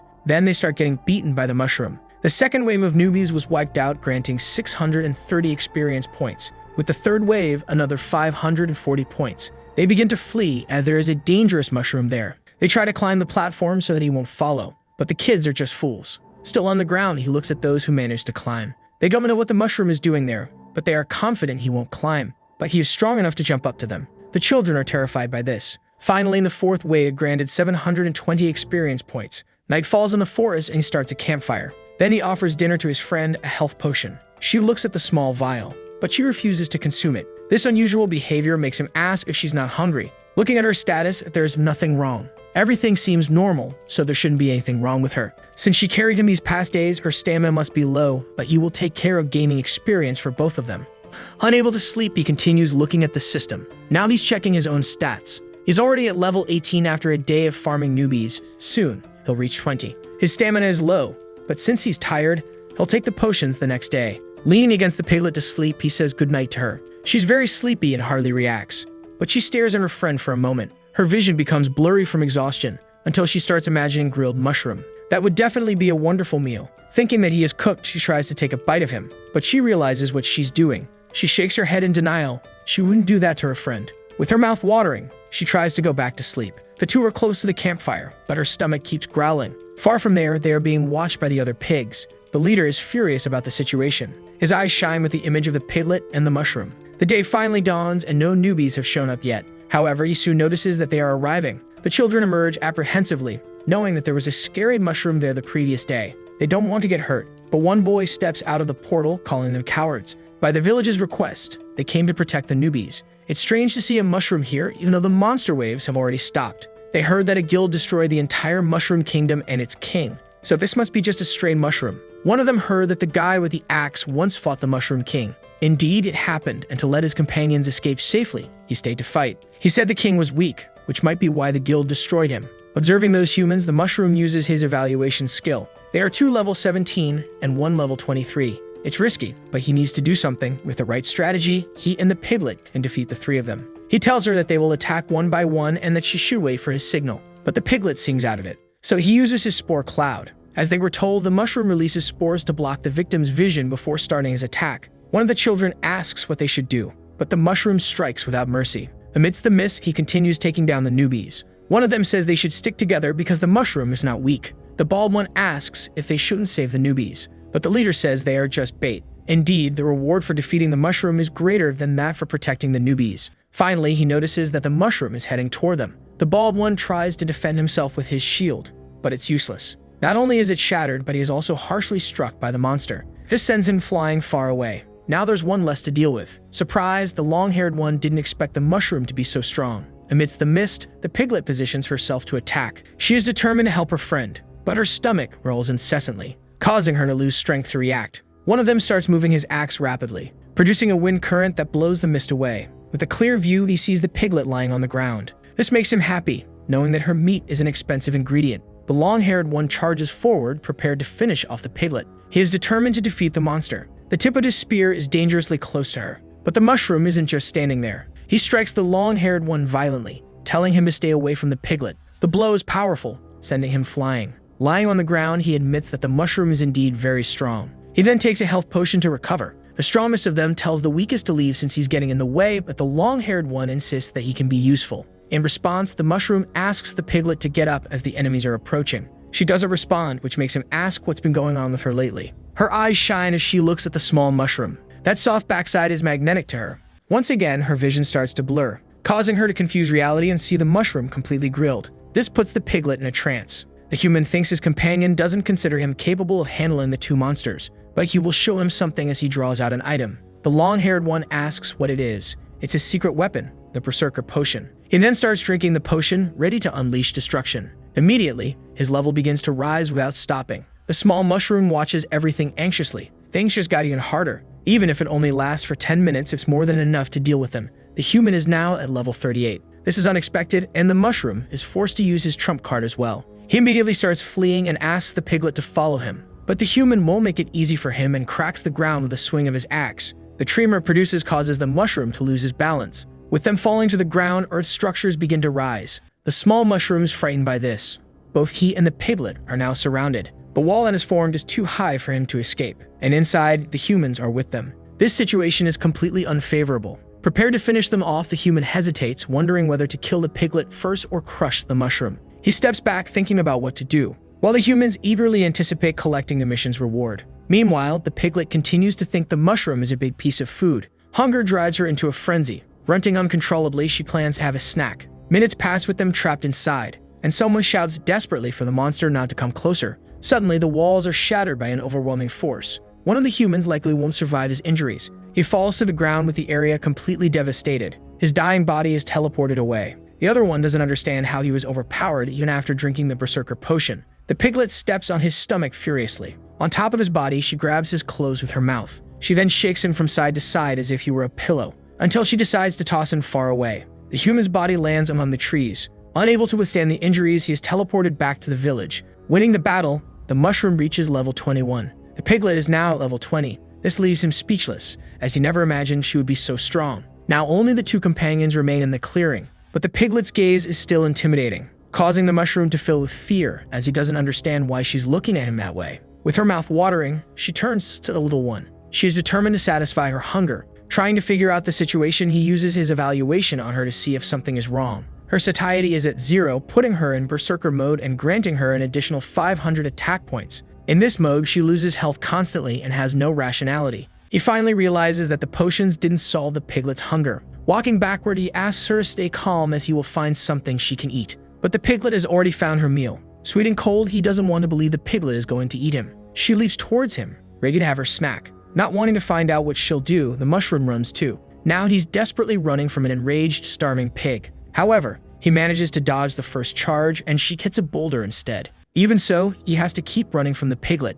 He doesn't know what to do. If he gets hit, it's over, but his friend's health is depleting. The more time passes, the hungrier she gets. The potions work well for him. If he had known, he would have collected food for her. Then he stumbles upon a mountain of apples. This definitely seems suspicious, but behind him is his starving pig who doesn't care about anything else. This is his chance to get the piglet to eat something. The enraged animal charges at the mushroom. He manages to dodge the direct attack, causing the piglet to fall into the pile of apples. From a distance, he observes the fruits for a moment. The small mushroom is very nervous.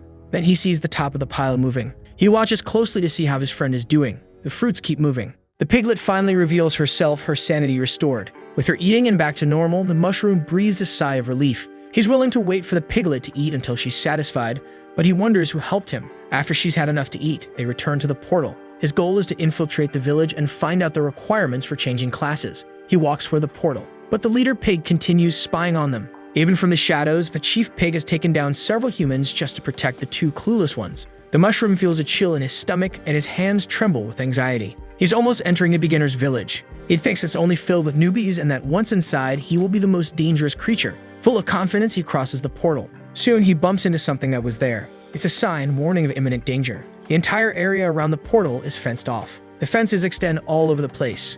Then a piece of paper flying in the wind hits his face. It's like a leaflet. Looking at its contents, he becomes terrified. It's a warning about dangerous monsters that have been sighted in the area. Stunned, he doesn't know how that's possible. Reading the message, he starts to sweat. The language of that world is the same as the one he's used to. Maybe it's a side effect of being transmigrated. He's always been able to understand what humans say. So he continues his path toward the village. Through an opening in the wall, humans enter and exit. It's a considerable flow of people protected by armed guards. High above, birds fly, and on the ground, people walk happily. But that is not an ordinary bird. It begins to screech and swoop toward the humans. It's a high-level monster.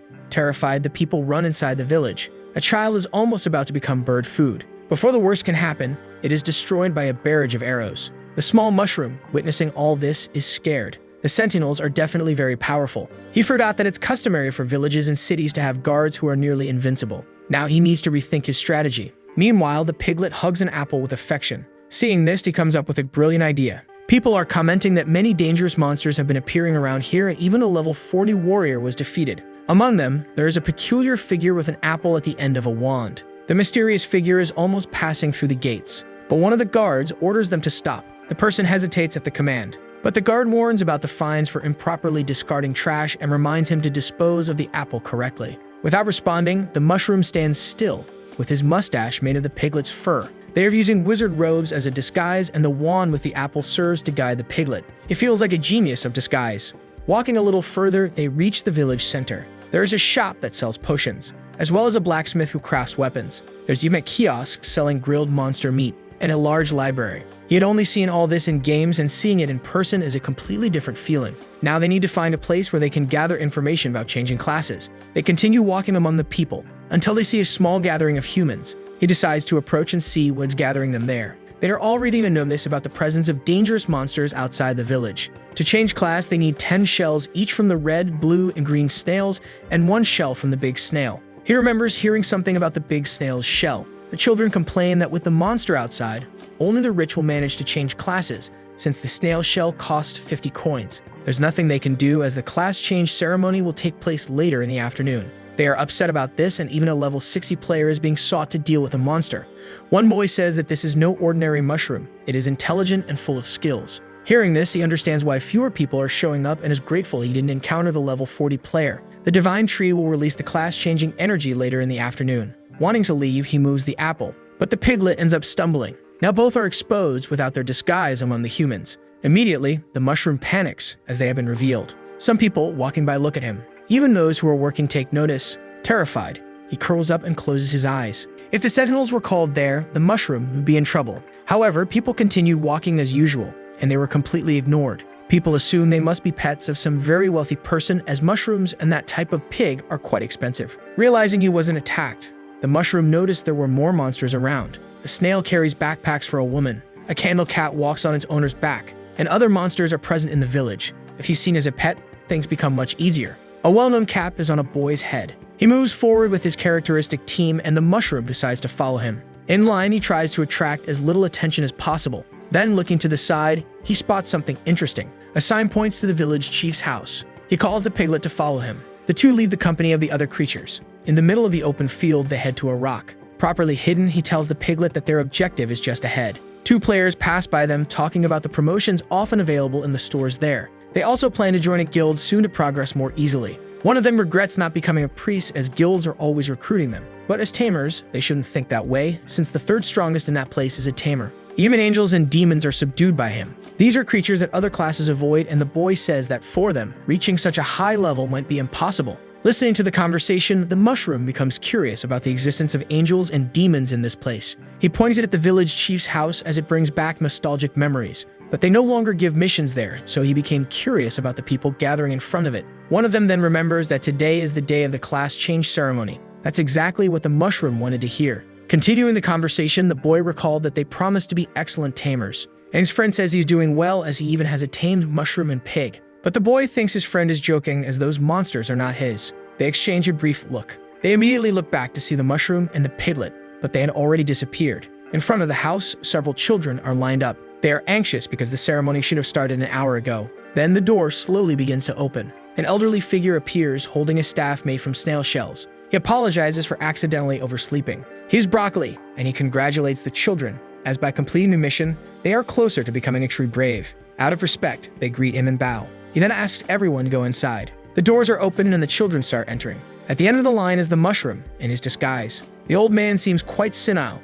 It won't be hard to get past him. The elderly man then asks if he is the last one. Placing his staff in front of the path, he asks him to wait. This makes the mushroom wonder if the old man noticed something. He says that food is not allowed inside the house. He extends his hand for the apple to be handed over, so he takes it for himself. Inside the disguise, the piglet becomes furious. Holding her ears, the mushroom tries to calm her down. Without the apple, it's much harder to direct the piglet on which path to follow. He struggles to keep her moving in a straight line. Reaching the hall, he is met with a scene that leaves him surprised. It is the divine tree, and it is enormous. Surrounding it are several books, and its branches fill the entire space. From outside, he hadn't imagined the interior would be so majestic. On the trunk, it looks as if a woman is carved into the tree. All the children are admiring the majesty of the place. The old man asks them to place the materials in front of the tree so they can begin. As they take their time, he urges the children to hurry, and the mushroom notices that he is much more energetic now. With the materials in place, they are to pray to the tree for assistance, and then return the next day for the results. The children place the snail shells in the pot. Then they begin their prayers. The tree's leaves start to shine brightly. Soon some of them begin to fall around the area. The old man notices that one of them at the back still hasn't started the ritual. That someone is the mushroom, who is just watching. The old man told him to put the ingredients in the pot quickly, stating he would not repeat himself. The mushroom asked if he could use other things, as he had items more valuable than snail shells. But the old man insisted he needed those items and asked if he was there just to cause trouble. The mushroom began pulling on the piglet's ears. This made them step back. The old man now seemed like a completely different person, but the mushroom didn't understand why the snail shells were so important. The system popped up with an error message indicating the previous mission had failed, and now he had a new one. Seeing the message, the small mushroom became pensive. He didn't want the system to appear now because he was already in trouble. The old man noticed it was the monster's language. This made him walk up to the little one. Humans cannot hear that language, so he told the mushroom to reveal who he really was. But the mushroom was distracted by the system's screen. Then he realized the old man had said something about the monster's language, but the old man had already disappeared. He was puzzled for a moment, but soon understood what was happening. That old man was ready to take him down. The system screen started glowing intensely. The small mushroom had to close his eyes as the brightness was blinding. Soon, there was an intense, mysterious light. The old man's staff struck the ground, partially cracking it. But the mysterious figure speaking the monster's language was no longer there. Seeing this, he was thoughtful about the disappearance. The system warned them they were in the penalty space. Thus, the mushroom and the piglet fell onto a platform. After the initial impact, he began to recover. He had no idea where he could be since the last thing he saw was the old man. Seeing the message, he wanted to know why he had received a penalty for not completing the mission. Because of this, he now had to jump 10,000 platforms within the time limit, or he would be penalized with death. The time limit to complete the task was 1 hour. This terrified him, as the system had never mentioned such a penalty before. Even so, wished the player luck, as the time was already ticking. Desperate, he pleaded with the system to talk to him again, as he couldn't do something like this. He felt the system was a scam, and now he didn't know what to do. Now he had no choice. Either he completed the mission, or he would die. According to the time, he needed to jump 3 platforms per second. There was no time to waste. Talking to the piglet, he urged her to hurry, as there was no time to lose. Using his charge, he might manage to jump more than one at a time. He focused his strength to jump. With a single leap, he managed to clear several platforms, but the piglet was left behind. He told her it wasn't time to play because their lives depended on it. She ran in circles for a moment. From above, he shouted again that there was no time to play. Her eyes shone scared. She couldn't jump that high. Even so, the piglet tried. He screamed desperately at her action. The mushroom had to jump as well. He leaped across several platforms. He carried his companion with all his strength, but he soon tired as he wasn't as strong as her. It was too exhausting and he needed to rest. There were 42 minutes left and he had jumped 1,170 platforms. But grabbing a potion, he said there was no time to rest. He immediately gained 50 stamina points. With the piglet on his head, he told her to hold on tightly. He jumped again. The jumps made his friend tremble with fear. In the middle of one of the jumps, she ended up sneezing to his despair. This caused him to lose momentum. He soon fell several platforms. He lost some health from the fall and realized he might die before completing the task. Looking down was dangerous. It seemed bottomless.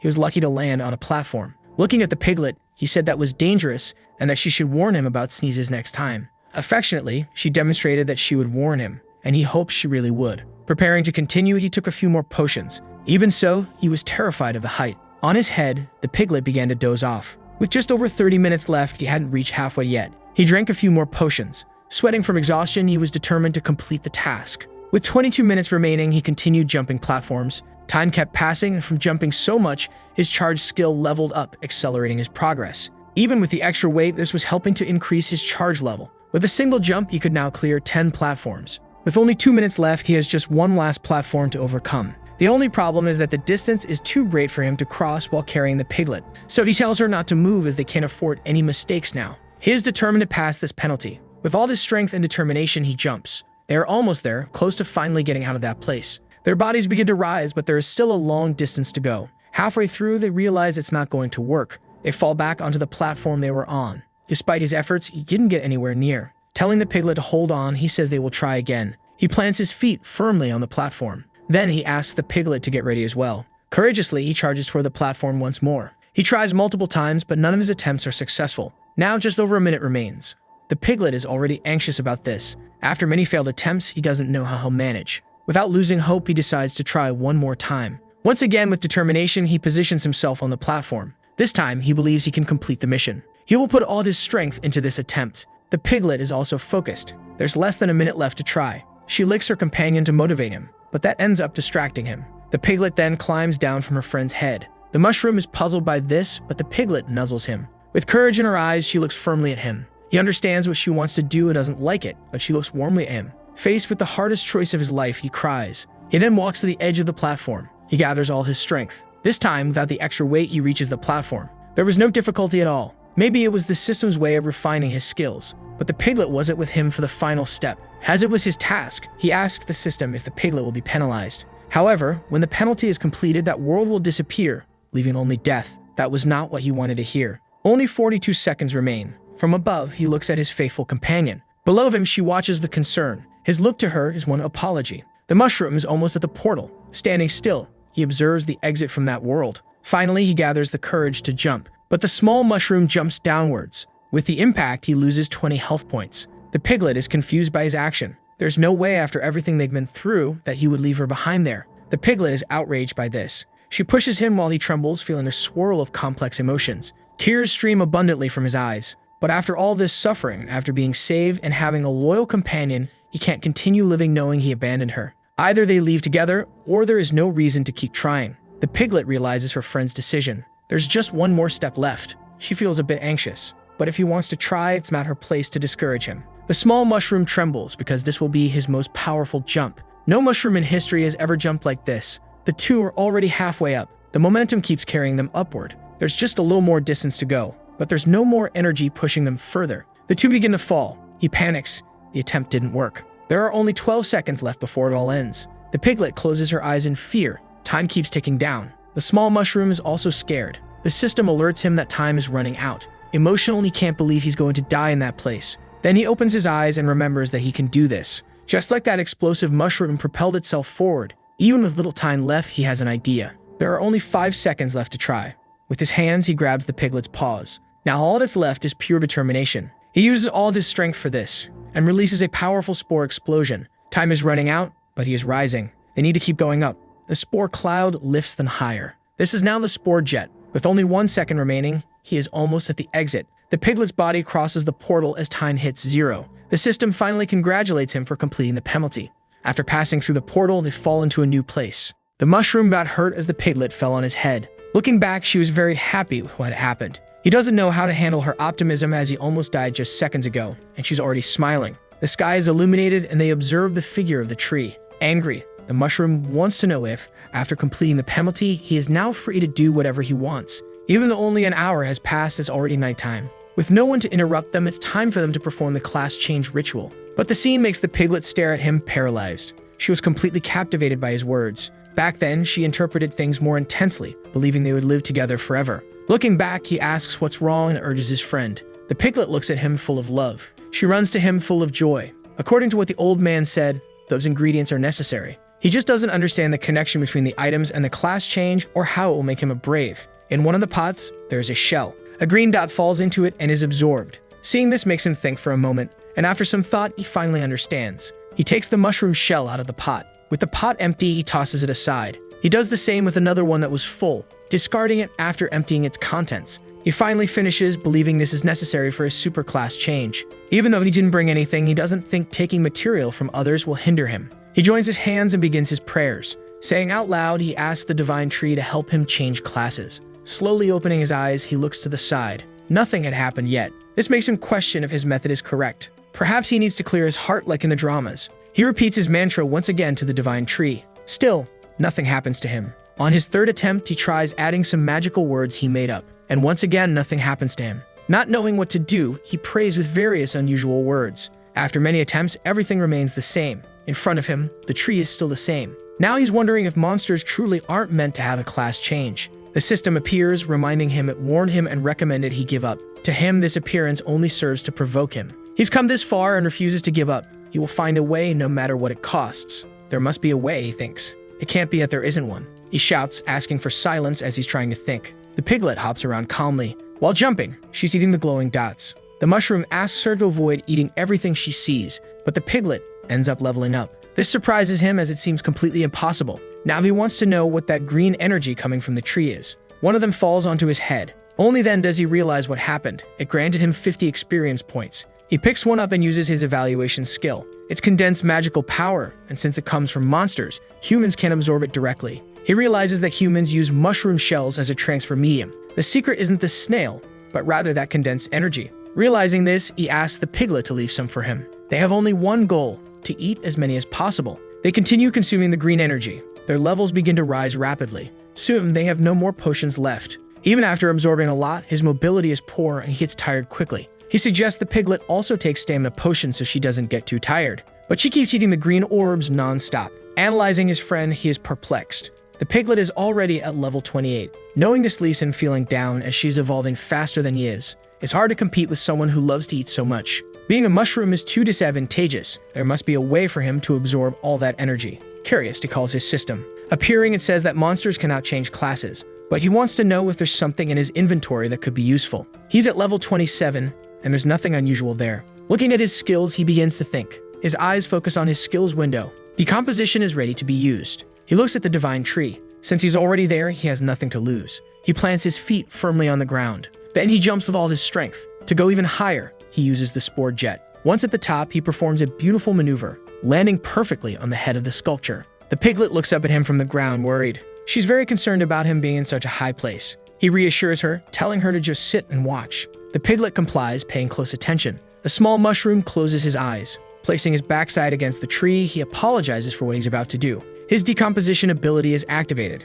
Power begins to emanate from him. Since the tree is organic material, his potential is amplified. The mushroom's backside shines intensely. All of his strength is focused on the decomposition. The piglet watches him apprehensive. Using all his might, the mushroom shouts. The system warns that this much energy could cause unknown changes, but he has come too far to back down now. He is determined to absorb everything. The longer it goes on, the more his level increases and his skill is perfected. Small green orbs fall from the leaves, but instead of scattering, they return to their source. Now the magic isn't being released anymore. It's being completely absorbed, flowing directly into the mushroom. Soon, the leaves begin to wilt, until the branches also start to wither. Despite the warnings, he asks for the absorption to continue.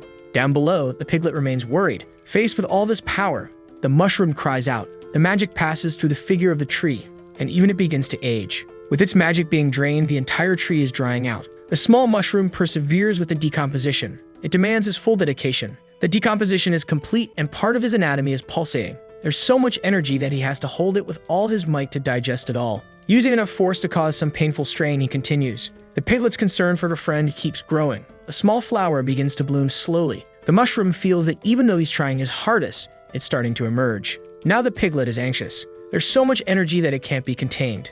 As expected, the flower blooms completely. During the process, the mushroom screams in agony. Countless rays of power start shooting out of him. This is definitely not a painless process. The mushroom now shines with intense magical light. The rays of magic bounce off objects and are deflected. On the ground, the piglet watches them carefully until one of them targets her. The poor piglet is hit by the energy ray. It sends her flying away. Despite all the noise and tremors, the old man remains asleep. He just rolls over to keep snoring deeply. But on the wall of his room, a rune is glowing. The seal of Golem's left hand is losing its power. The magic energy ray keeps deflecting until the energy spreads through the air. In the sky, it can be seen as a shooting star. It passes through the starting forest and even over the heads of the pigs, causing their leader to look back. 2 mushrooms carry the king's legacy. A strong impact occurs near them. The energy ray passes through the time castle. A doll on the ground lights up with its glow. In the submerged world is also visible. Deep in the ocean, there is a seal. And from the ocean depths, the beast roars ferociously. The waves become more violent.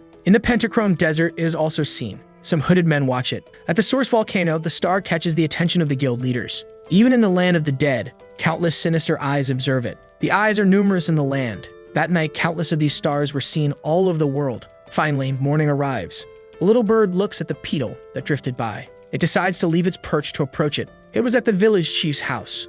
In the Divine Tree's hall, many things are destroyed. Someone slowly begins to open their eyes. They see a bookshelf filled with books. Then a confusing screen starts to appear. A notification emerges announcing that an update is in progress. A total of 5 million experience points have been consumed. The system congratulates him as the player has now become a brave. Still groggy, the mushroom wants to know if he really succeeded. Then he realizes it worked and now he can become a brave. Reading the system's message, he immediately accepts it. As soon as he accepts, his vision changes. He feels a different sensation in his hand. On the system screen, he sees a different reflection. Now he has a pair of human hands. He raises them to his face. After all this, he has finally returned to being human. This is so unusual that he hopes it isn't a dream. Looking down, he notices even more interesting things. His eyes shine with joy. It was the only mushroom he needed. He had it on his body again. Realizing all of this, he shouts with happiness. Now he just needs to find out where the piglet is. Trying to stand up, he finds it strange having been a mushroom for so long. One of his hands touches something soft. He pets the plush snout with his fingers. With his hand flat, he feels the piglet's head moving from side to side. Then he realizes there seem to be 2 heads.